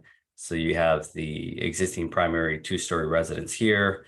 You have the existing 2-story family room here. The family room does have a mezzanine, so technically it is 2-story, but it's more of a mezzanine space. The proposed ADU will be a 2-story. So you can see this is the existing shed. You can see the footprint there of the existing shed. And then we're adding to that a 2-story addition to that shed. Back here, you can see the 18 by 9 off-street parking spaces there. Let's see here. I'll walk you briefly through the floor plan, and then I'll show you the elevations, and then I'll go ahead and wrap up the presentation. So essentially, the way you enter the ADU is through here. This is the main entry on the right-hand side, and you can see by the walls not being shaded, so those are sort of white walls there. That's the existing footprint of the shed. So that would be converted into the kitchen. You have a closet space here. You have the stairs that take you upwards here, and then the space opens into a living room with a restroom there as well and a shower. Going up the stairs to the bedroom, you go up the stairs, you'd essentially land here. You come in here to the bedroom. There's a closet here as well. And then it takes you outside to the outdoor balcony. So again, this is the footprint of the existing shed that would remain and be converted into a balcony. So the existing shed would not go 2 stories, just the addition would go 2 stories. Part of the reason we're doing that is we need to convert the existing footing of the shed so it can comply with current code for dwelling. When it was first built, it was built as a shed. The footings need to be sized up. It's easier to size up the footings for a 1-story than it is for a 2-story. So the new construction will be properly designed for 2-story footings. Let's see here. Just really quick so you can get an idea of what the roof looks like. So again, you have the deck out here, and then you have your roof here sloping to either direction there. And let me just give you an idea for the elevation. So again, you would enter the unit here. You can see from this hatch here, this is the existing shed. This is the deck over that. You can see the 2-story addition here on this side. The maximum proposed height is 21 feet to the top of the bridge there. Let me show you the other side here. A little bit of the same existing shed, and then 2-story addition here. And then we're complying with the 4-foot setbacks. So this would be the assumed property line there. And then the unit is 4 feet off of that. So you get to see the east elevation here. And then just to wrap up here, you see the west elevation. I also want to just mention here briefly, we did do an angle building envelope study. And we're not required to set back the building since we're not exceeding the 24 feet. Once you get to 24 feet, you need to start setting back the envelope. But since we're at 21 feet max, we're not required to set that back at 45 degree or jog it back for at any distance there. And that's it. Any questions? Did you get a chance? Why don't you hop out of the and we open up and I'll just editorial comments as I just saw it. I mean, obviously I like that it's not completely built out to all the limits. You're well under all the limits. You have setbacks and parking, and you're well under the 30-foot limit. So there's a lot of good things with this project. It seems to be well thought out, is my editorial opinion. But I will open it up for motions or questions. Don. This is a conditional use permit, but it's conforming in all ways. It's Yeah, a it's coastal all development conditional. permit. It's not a Yeah. conditional use. Yeah. Excuse me. Thank you. Yeah, we're in the coastal overlay.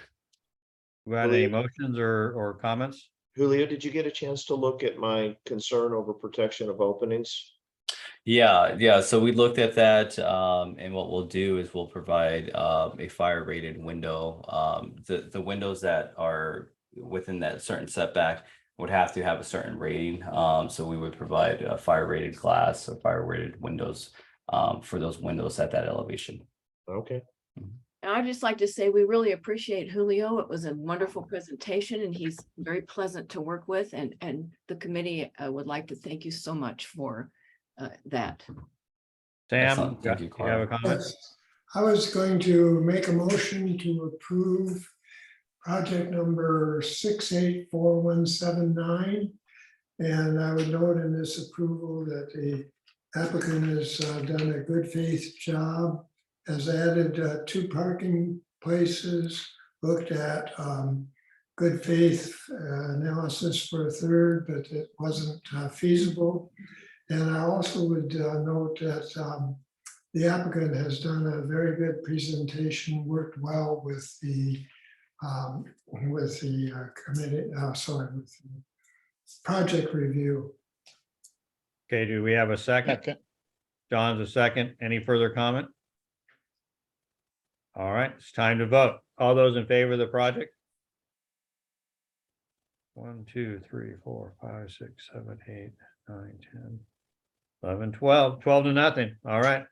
The unanimous kind of day. Julio, congratulations. Your project has been approved, 12 to nothing. Nice job on your project. Excellent. Thank you. Fred, may I make one more comment? Sure. Go ahead, Joe. I'd just like to point out that we are now getting a fairly substantial backlog of projects.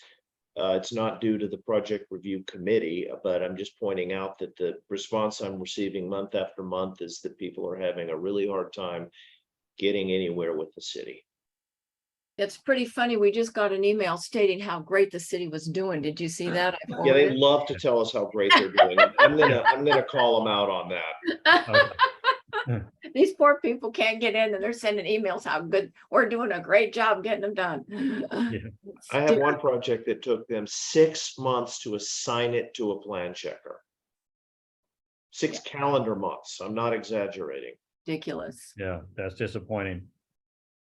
All right, well, we'll keep, you stay on the city and we'll get people's projects moving forward if we can get As this. soon as they're ready, we bring them forward. Thank you, Joe. You guys, project review, you guys are all doing a great job and we really appreciate it. Thank you. All right, we're gonna move to our couple of informational items. Corla, can you give us an update as to what's going on at CPC? Well, I sent my report last month out by email, so I'm sure everyone has seen that. And the city council just voted to approve the changes to 624 and the makeup and the operation planning groups. So that will affect us at some point. And I'm sure we'll be discussing that on Tuesday at CPC, but they were dark in August as well. So there's really nothing going on until Tuesday. We have this meeting and then they meet on Tuesday. So it'll be another month before I know what's discussed and what's coming up. Okay, well, I'm supposed to be in a leaders meeting tomorrow morning and Andrea will be there, so I'll ask her what's going on. Yeah, if I can see get the what information. she's gonna put on the agenda.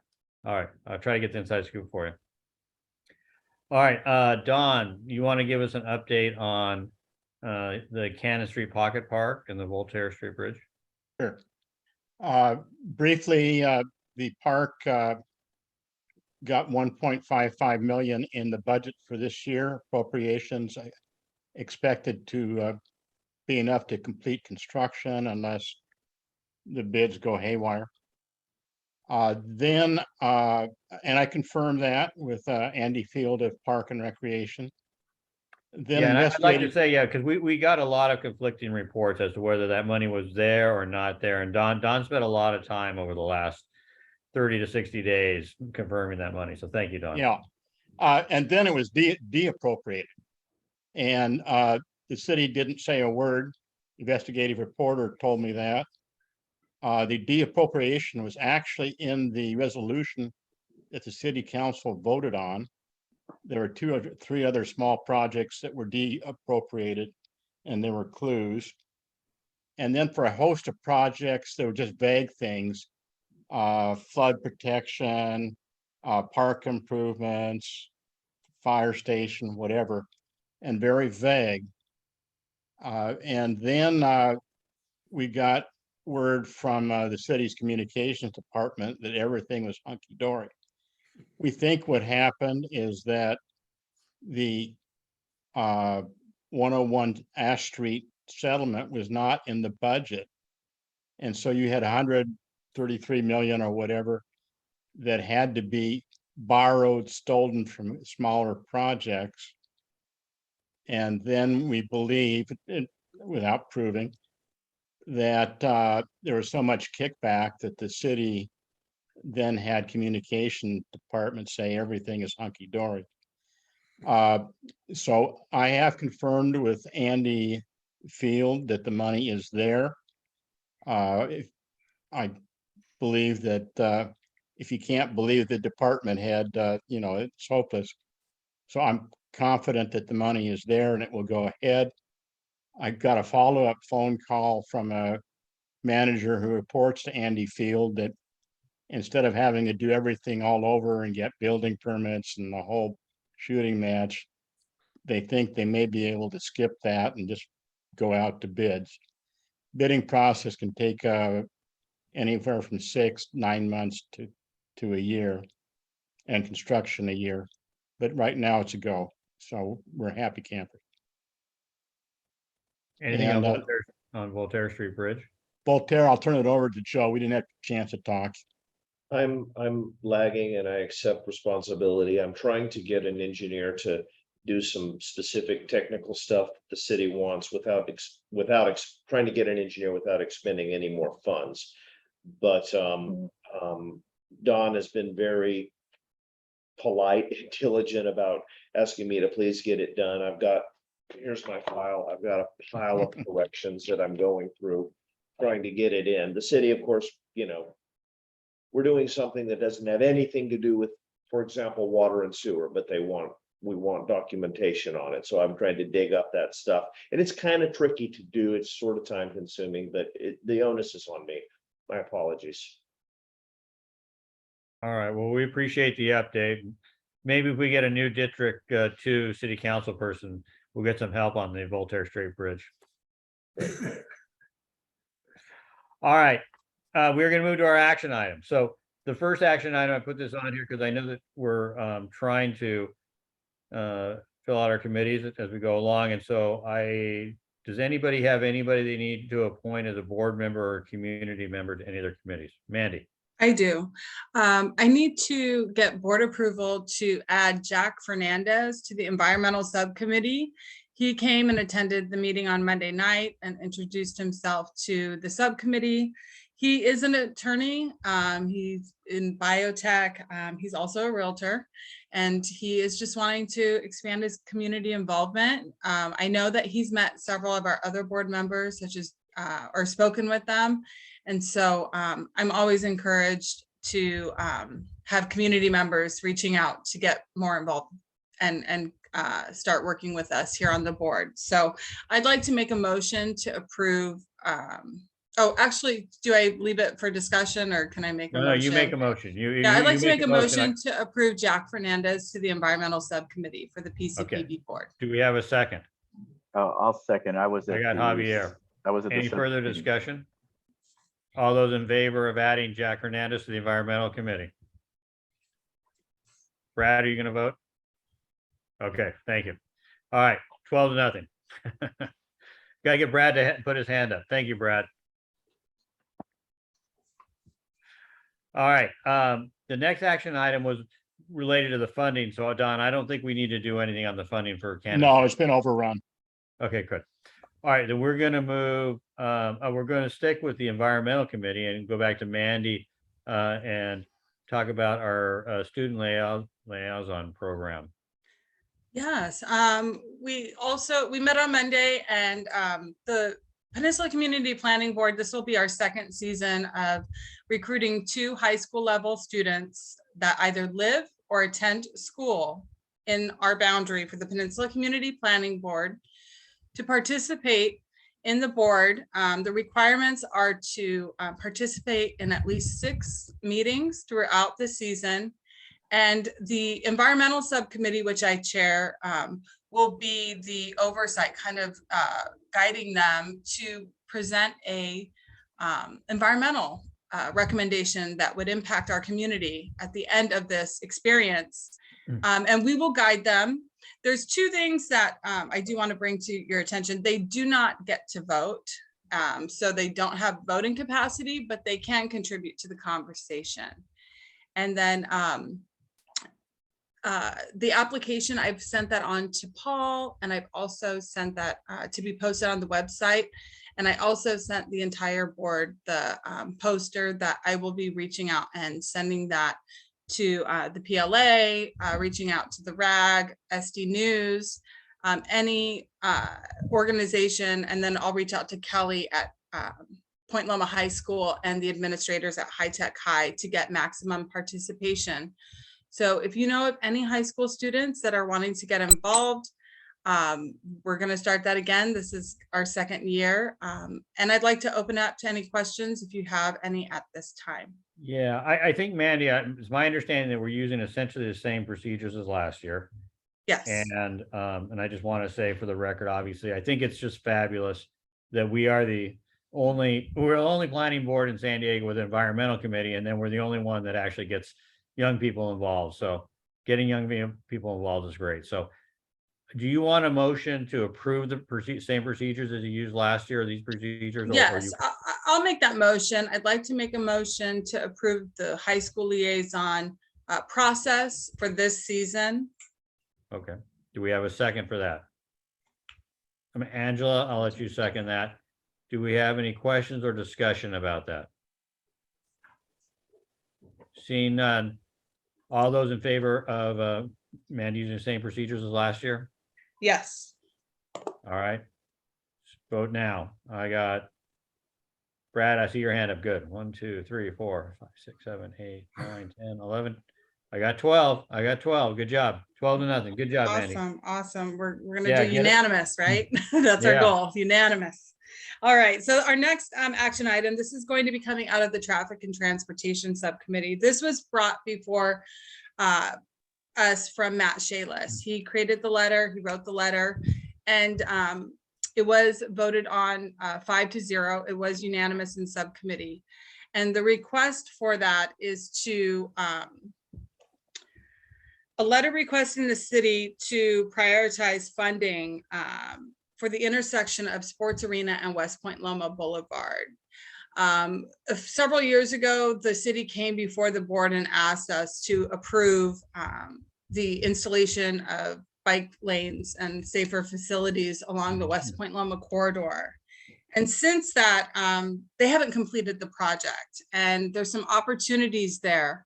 And so we're working with the Midway Community Planning Group, and we're asking that the city install like a bike island. If you're coming into our community from Midway and West Point Loma and the Sports Arena, if you're coming towards, like, if you're heading west onto West Point Loma Boulevard, you'll notice that there's that little island there where there's a stop sign.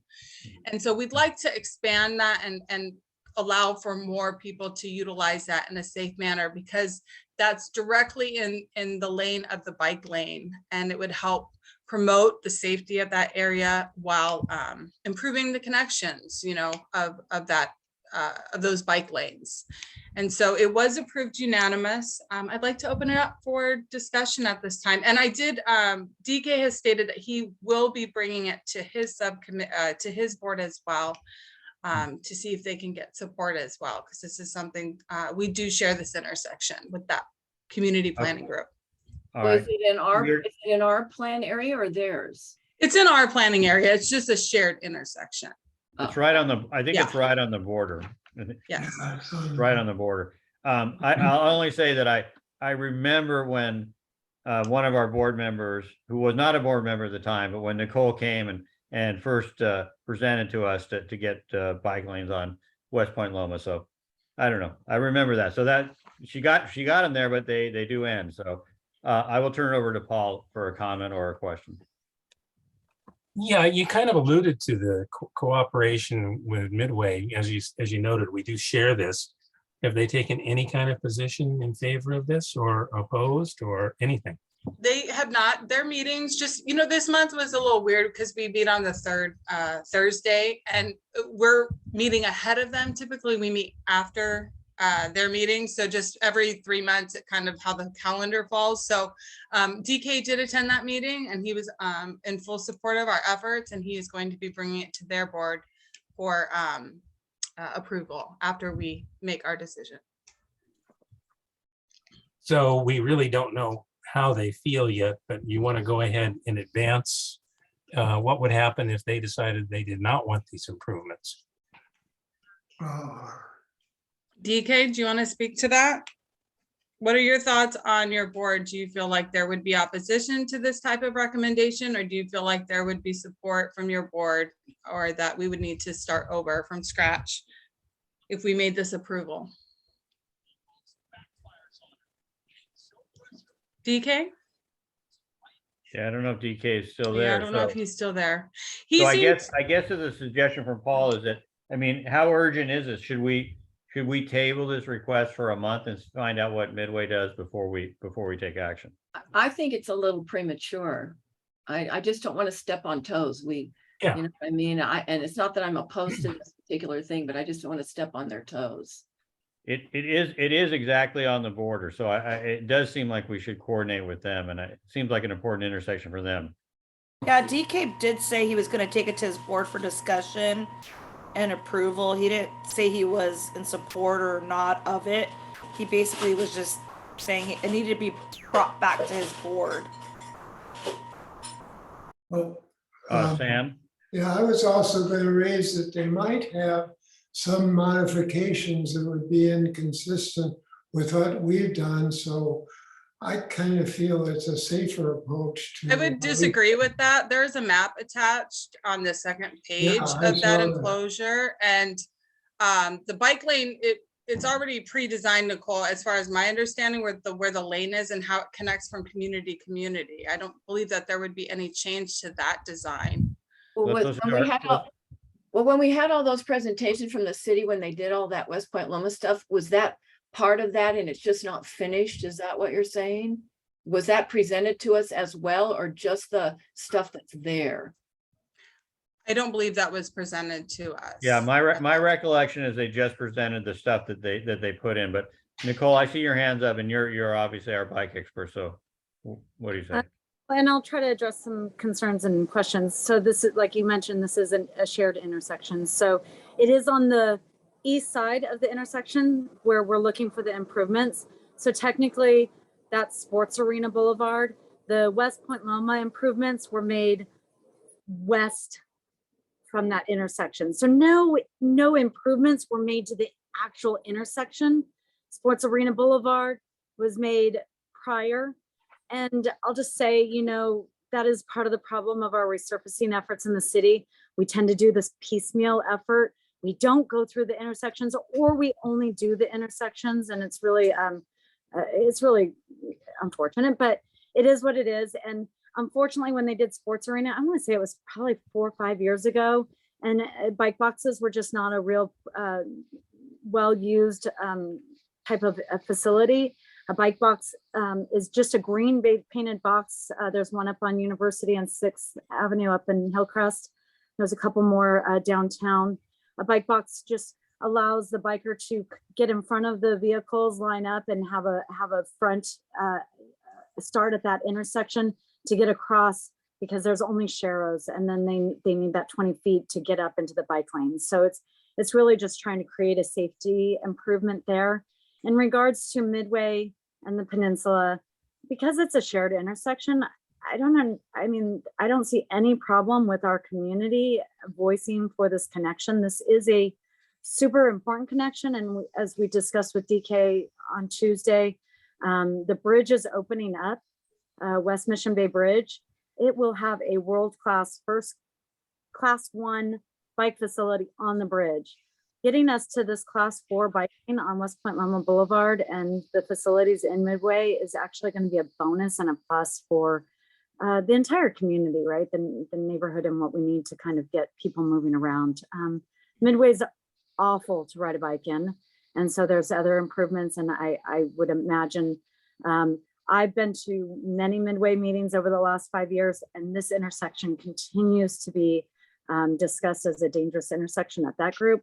So I don't see why they would be opposed to any type of initial small improvement, even though the intersection needs a much greater, bigger capital improvement. So you're talking about painted kind of a thing. I just looked it up, like a painted thing. When you say bike box, doesn't mean anything to me, right? So what I just looked up on my phone, it's just like a square painted thing where they can line up and. Correct. Okay. If anybody's aware of lead pedestrian intervals, those are LPIs. Those are what we give pedestrians. It's when the walk signal comes on maybe 5 seconds earlier for what pedestrians to get in the crosswalk to be safer. So a bike box, LPI, those are all Vision Zero strategies to just try to make us all conscious to coexist on our streets and be safer together. Hey, Fred, can I add something? Yeah, go ahead, Javier. Yeah, I'm sometimes cycle boxes could impede traffic movements, especially right or left turns. But in this case, because Midway has a dedicated right lane, I don't see it impeding traffic. So I would support the cycle box. They are a fairly new concept, and they could be problematic at times, but I don't see any problems in this intersection. All right, well, I'll leave it up to the group. I'm kind of, my personal opinion, I don't have a vote, but I'll let Paul comment after. I kind of think that this is a very heavily trafficked intersection, and it has a lot of moving parts. It's a complicated intersection with it's not even symmetrical, right? And so I would be inclined to think that there's no downside in us waiting for a month to see what Midway does and make sure that we coordinate and ask for the same thing. But Paul, did you have a comment? That's just my thought. No, the only thing I was going to say is if we did want to go ahead tonight, that we make our approval conditional on agreement or consensus. That's a great idea.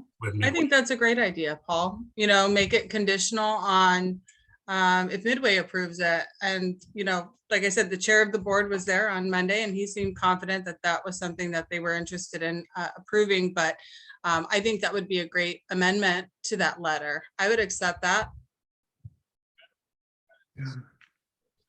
So with that, can I make a motion to approve this letter with the friendly amendment that Paul Webb recommended? And then we'll wait to see what the response is. Essentially, that we're going to send this if contingent on whether Midway approves it at their meeting this month. Yeah, I would feel comfortable with talking to Midway first. All right. Well, there's a motion on the floor. Can I get a second? Got a second from Robert. Thank you. Is there any discussion? What is the motion? The motion is to approve the letter, but to include a friendly amendment that if the Midway CPG does not approve of the request, that we would, the letter will only go forward with the support of the Midway Community Planning Group. Right, and so my understanding is that if Midway does not approve it, then it's a new item that we can bring back up again. Sounds good. Yes. And I have a motion by Mandy, and I've got a second by Robert Jackson. So all in favor or not? I'm actually gonna do a roll call on this Oh, one. you just do to it, make okay. sure. I want to make sure everybody has a fair vote, so we're gonna do a roll call on this. I will start with Margaret. No. Okay, let me make sure I write these down. Okay, Angela, Yes. Corla, Yes. Mandy, Yes. Don, Yes. Robert, Yes. Nicole, Yes. Joe, Yes. Sam, Yes. Paul, Yes. Javier, Yes. Brad. Yes. Okay, all right. 11:01, we got conditional approval if Midway acts. Good job, Mandy. All right. Thank you. I do appreciate your support and I do appreciate your inputs. Again, the way I run my board is I didn't bring this recommendation, but I do support my subcommittee or any of you if you would like to bring a traffic recommendation. So thank you for that. The second item is a request. The city came to the board in the past. Sorry about that. Child came in. The city came to the board in October of 2020, I think October 2020, to request a approval of a crosswalk at Chatsworth adjacent to Plomosa Park to allow people to transit across Chatsworth. That's a very dangerous stretch of road. It's very windy, and the neighborhood can access a crosswalk, but it's located about a half mile up the hill towards Browning and Chatsworth. And so the board has approved and what the city presented, but it's still not there. And that's a very high traffic area. And so Matt created the letter and he would like to see that the city prioritize the funding for that crosswalk so that we can improve the safety of that area for the neighborhood. And so I'd like to open it up. That was approved unanimously, 5-0 in subcommittee. And I'd like to open it up for the floor for discussion. Yeah, and I think it's fair, Mandy. I go down Chatsworth, on a regular basis. So I think that the crosswalk really is up by Point Loma High School, right? That's allows the kids to get across the street there. It's not down by Peninsula Park. So It's not. but yeah, I'll open it up. Any discussion, motions, or anything like that? Well, is this the one that that was put in a long time ago when Ed Harris was the temporary council member at Browning and Chatsworth? That is where the current crosswalk is located at Browning and Chatsworth. This one would, the city presented it to us, it'll be located near Plomosa Park. Right, and we approved this in October of 2020 that we thought a crosswalk would be appropriate in that location. Is that correct, Mandy? Yes. Okay. Do we have a motion?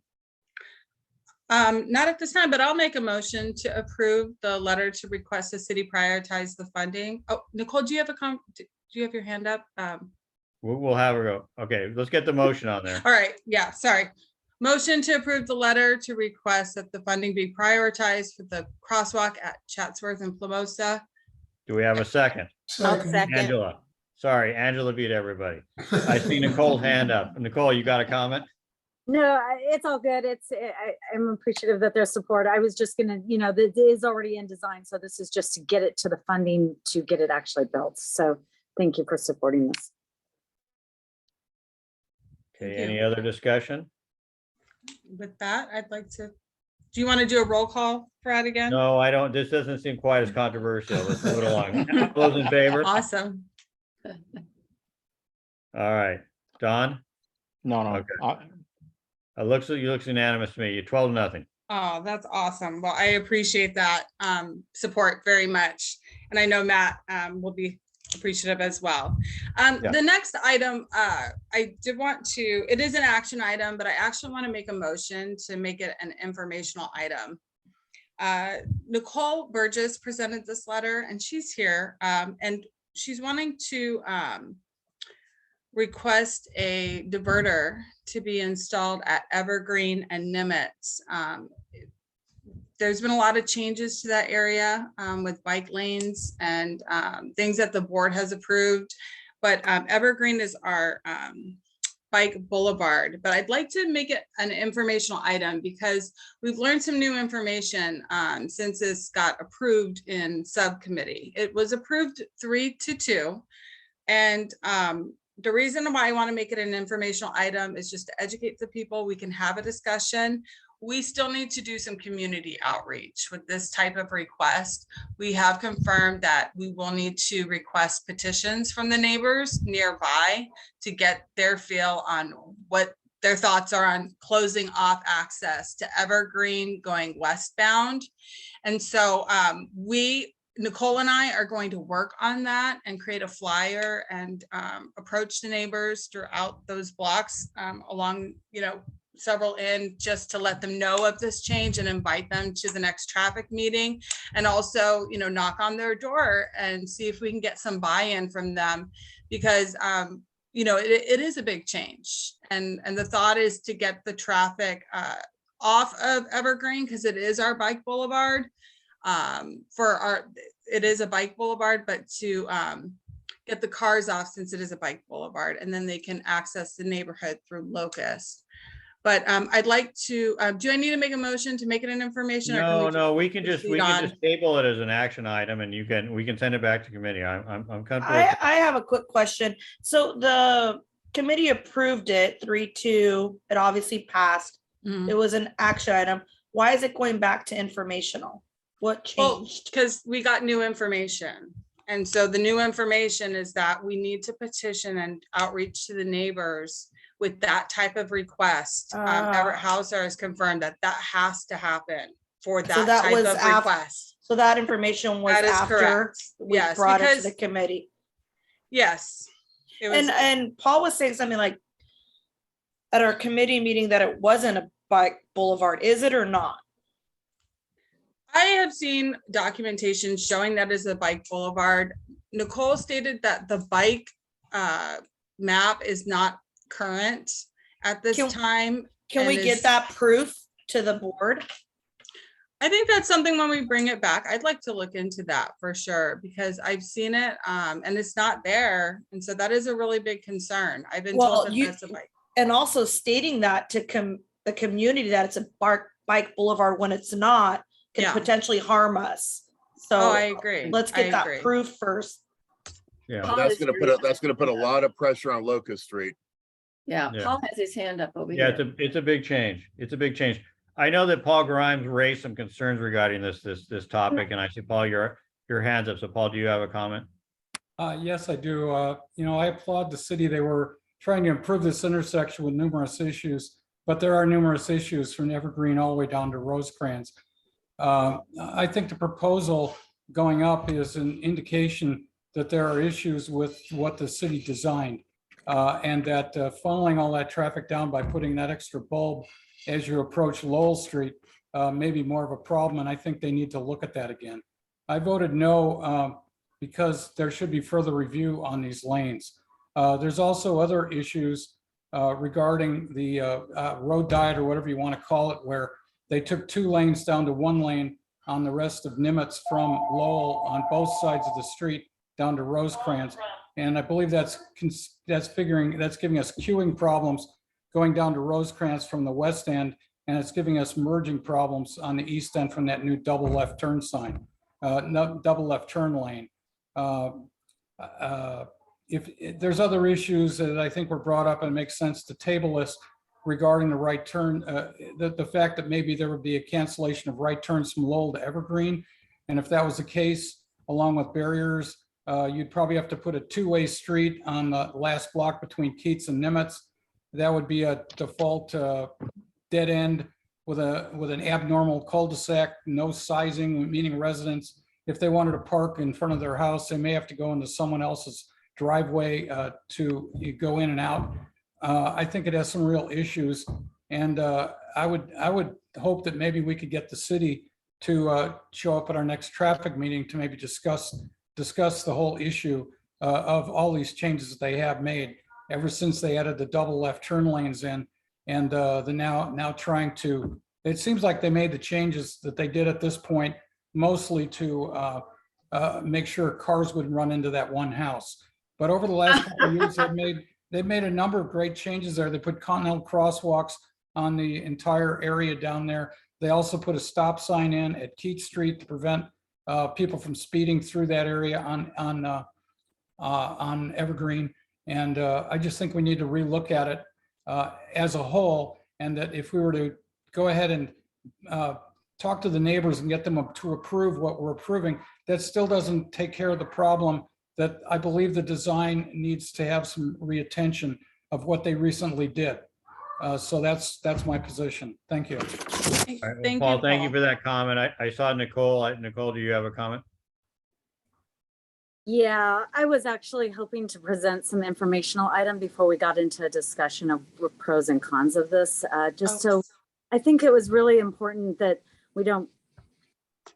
So just, Margaret, to address your question, why we're bringing this as an information item rather than an action item. It is just basically to get education, right? So first we need to, most of the people, there were a few folks in that subcommittee meeting that have never really even heard of a diverter. So the letter really is not enough information for people to make a decision. So it's really to get that conversation out there and have these discussions.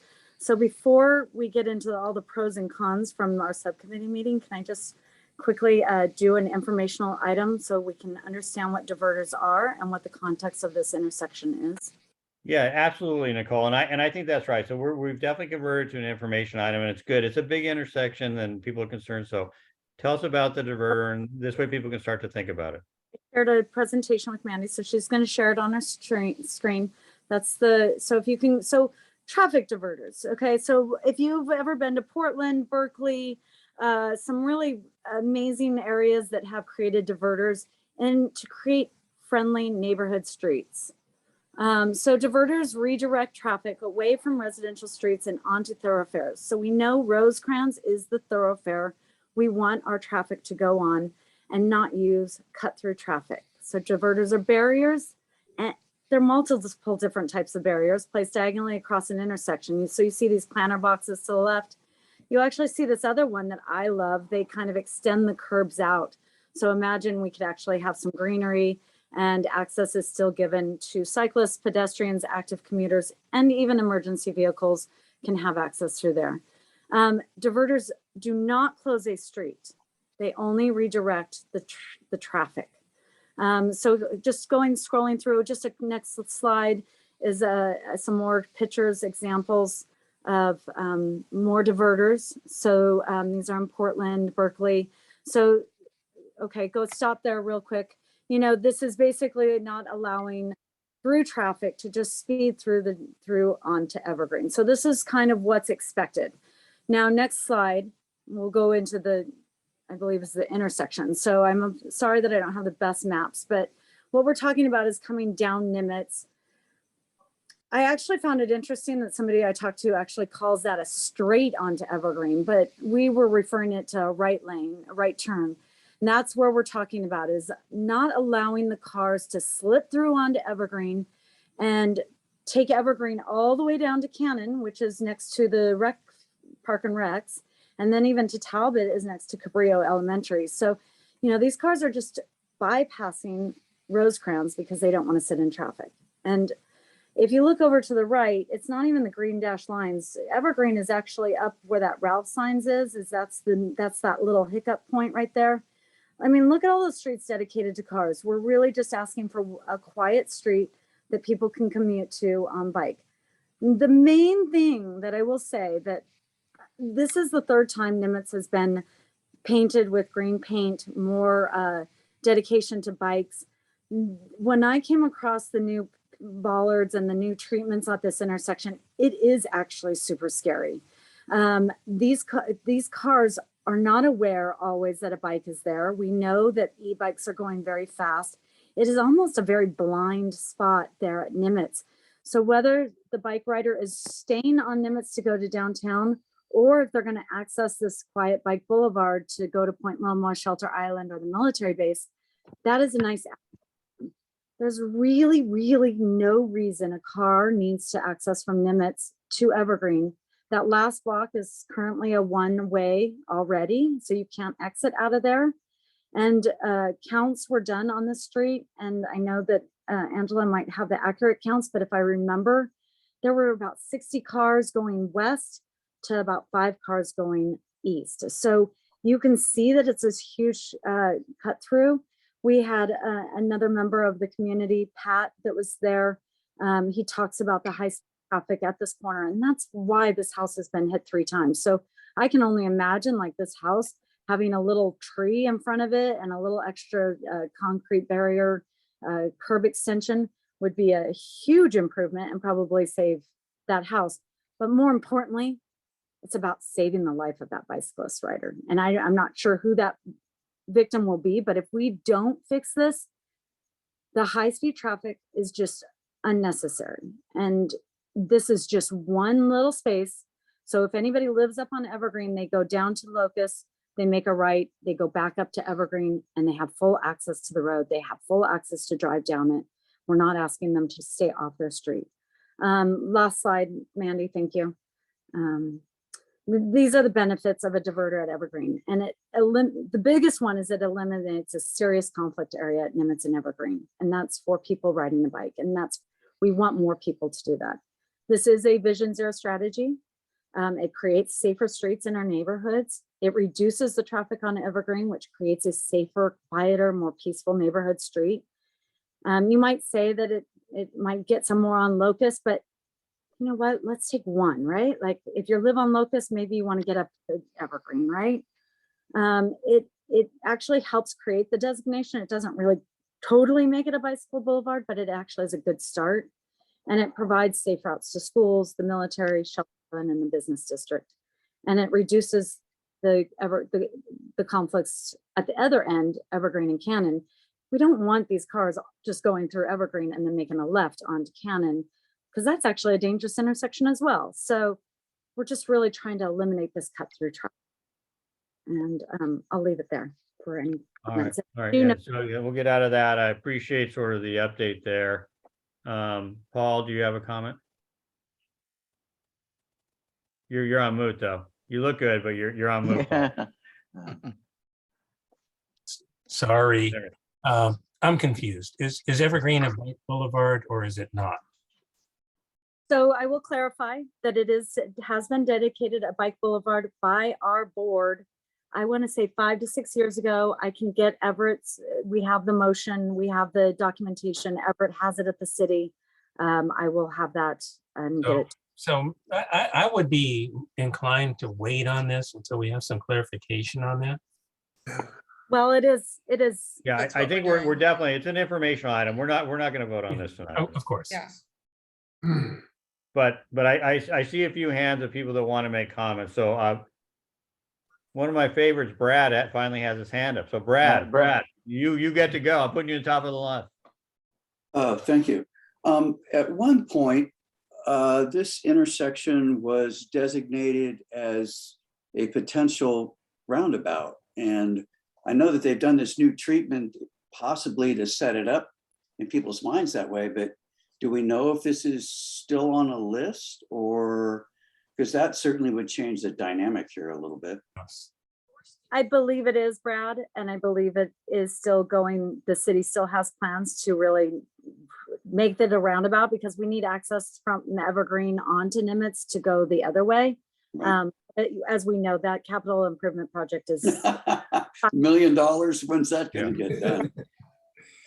All right, and before I go back to the board, I do see 3 community members that stayed all the way to the end of our meeting to probably make comments just on this one. So I'm going to go left or right on my screen. So William, you're up. You got a comment?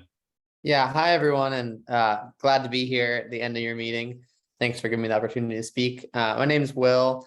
I do advocacy with the San Diego County Bike Coalition, and I've been following this intersection for a long time. It's really one of those classic offset intersections that can be really dangerous for bicyclists. And the reason why is that, especially with this new separated bikeway, we have cars going south on Nimitz with bicyclists to their right, and 95% of those bicyclists will just continue straight through the intersection onto Nimitz, but a significant portion of cars will be making the right onto Evergreen, and that puts the bicyclists at pretty severe risk of being right hooked by those cars.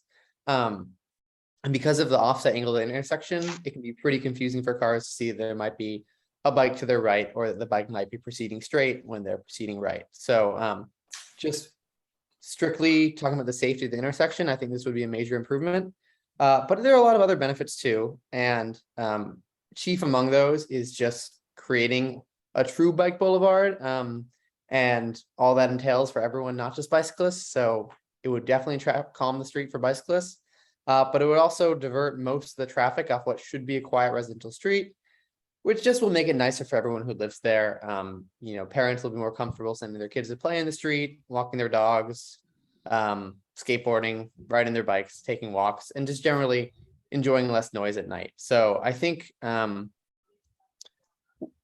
been to other cities. I've been to Berkeley, as Nicole said, and Portland, and Boston and Montreal, that have diverters on many of their residential streets, where they really try to direct most traffic to main thoroughfares and keep those residential streets for residents as really safe spaces. So we haven't done a lot of this in San Diego yet. I think this is a perfect opportunity to start. And I just think we should continue considering it. And I really appreciate Nicole bringing it up.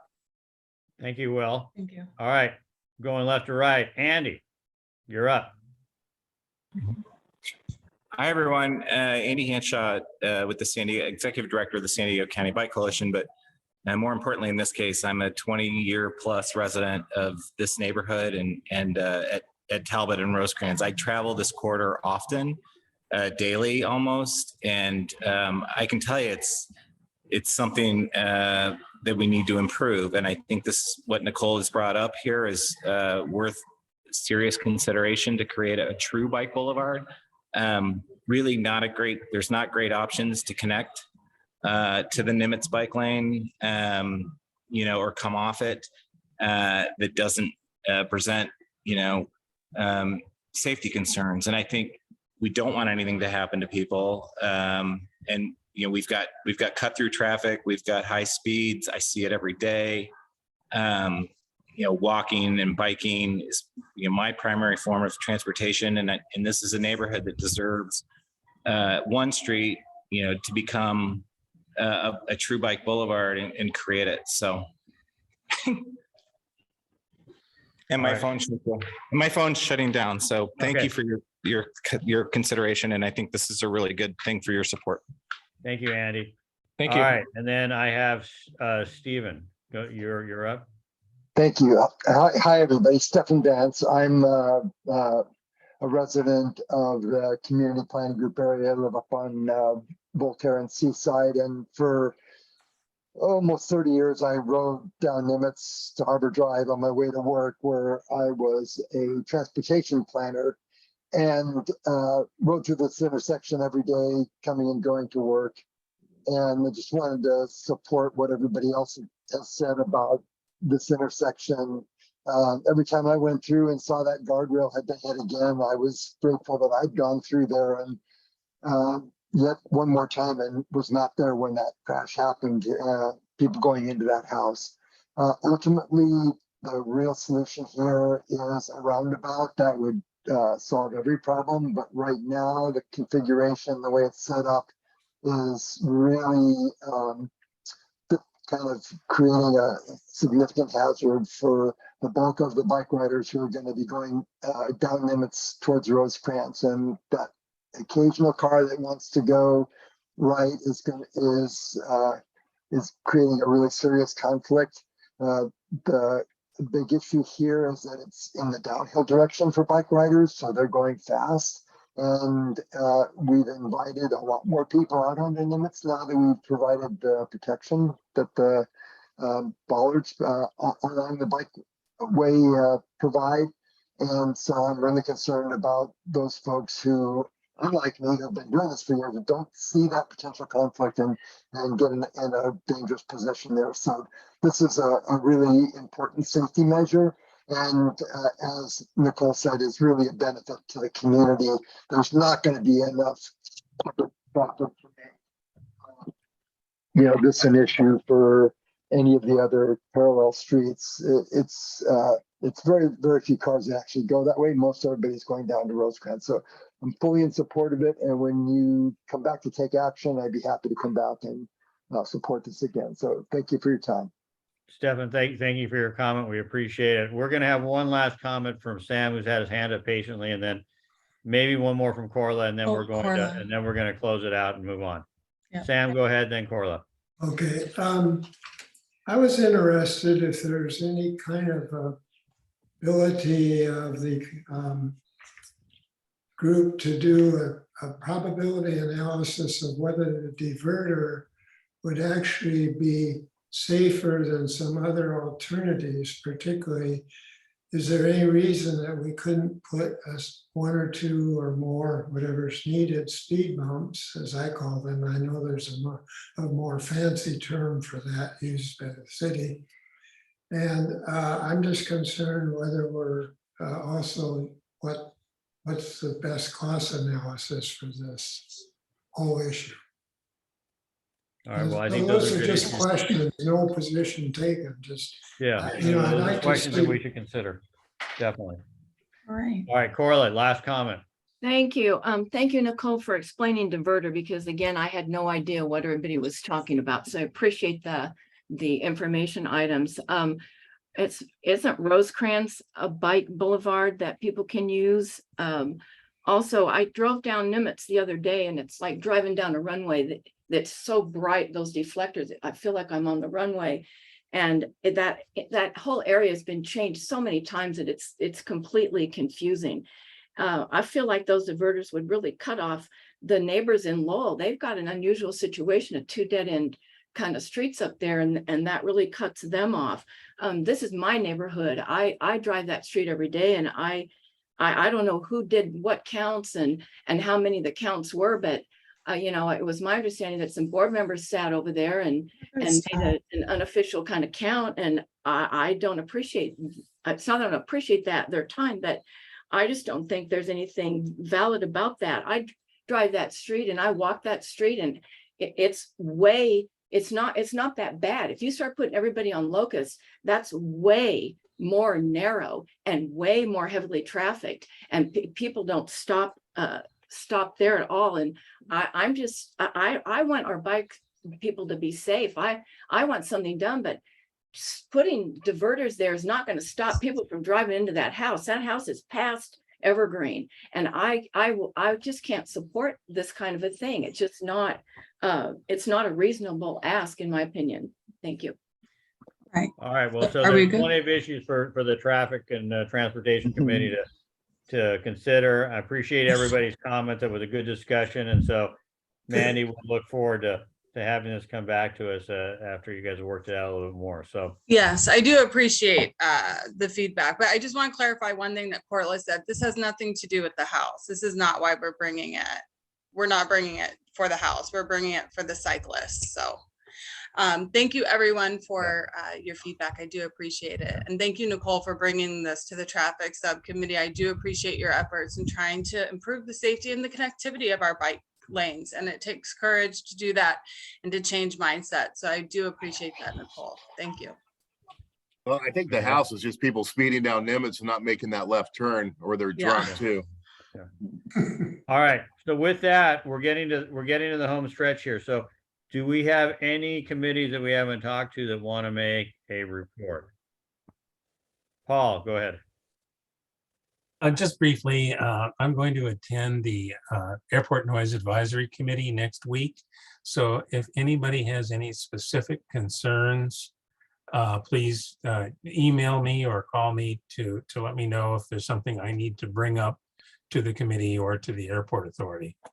Yeah, I'll only say as I pass it down to you, I'm so glad that you're our new ANAC rep. You're going to do a great job. But, you know, I think that we need to make sure that we look at the stats for the early turns and the missed approaches. Those ones I always found to be troubling. Anecdotally, because we got that change to the zoo waypoint where the planes go out a mile farther, big thing. It seems to me that there's less early turns than there were, but I don't have access to the stats anymore. And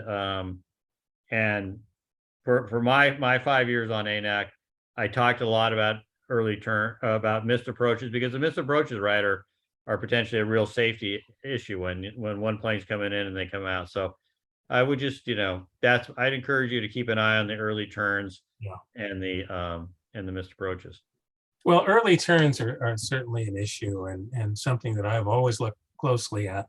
And ideally, the new dot on the air traffic controllers radars will hopefully eliminate or reduce those missed approaches. That's a more complicated issue, because that's a safety issue. That's a plane that's coming in that it cannot safely land for a variety of reasons.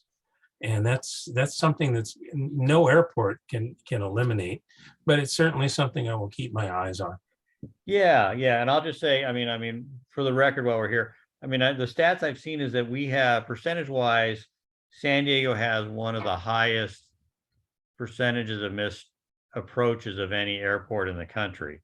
And so that means, and they're all, you know, there are a lot of those are safety related. And I don't know what nobody wants any bikers to get hurt, and we don't want any people flying in airplanes getting killed either. So I just want to make sure that the airport, you know, because as they increase volume, they seem to, you know, you got more planes moving around, so their missed approaches seem to creep up. So I try to, you know, anyway, for what it was worth, I tried to harass them into trying to keep an eye on that, so that, you know, that they keep the plane spaced and try to avoid safety issues if we can. Yeah. You think that parking structure plays a part in that they built in the late 80s? I don't think so. I think Paul knows more than me, but I don't think it is. I think it's really a volume issue, right? Because we just have the one runway, and if you get too many planes coming in and too many planes going out, and then you get one plane that has an issue, and then all of a sudden it's on the runway and a plane's coming in, then, you know, all the, you know, the dominoes all run into each other. So they gotta keep things spaced out. So that's the issue as I see it. Well, that's absolutely right. And I know a lot of people have very, very valid concerns, because there's this big structure sitting at the end of the runway. But really, the controlling obstruction on the west end of the runway is not the Laurel Travel Center. It's terrain in Balboa Park and trees in Balboa Park. You know, some of the problems that Fred alluded to, too many planes coming in, too many planes taxiing, planes not being able to get off the runway and onto the taxiways in time. It's a very complicated issue, and it's one that I will, you know, place a lot of emphasis on when I discuss it with the ANAC. Thank you. All right. Any good luck next Wednesday. Any other committees that want to make a report? Anybody else want to make any comments? Yeah. Go ahead, Sam. Yeah. If Paul could let me know when that meeting is next week, since I'm also on the airport committee, if I'm available, I'd like to go with him. It's a Zoom meeting. Oh, good. That's even better. I can send you the link to the Zoom meeting. Thanks. Yeah, it's next Wednesday at 4 o'clock. Yes, Wednesday at 4. Yeah, Paul send you the link. Thanks very much. Hey, Paul, can you send that to Nancy? Yes, I will. Okay, that'd be great, because she asked me again. I don't actually have her email. I only have her phone number, but I will call her and get her email. Oh, okay. I sent it to you a couple months ago, but I could resend. Oh, please do, because I only have her phone number. And I've been meaning to get in touch with her, but I've been out of the country for much of the last several months. And no problem. Already getting back to her. Okay. Any other comments?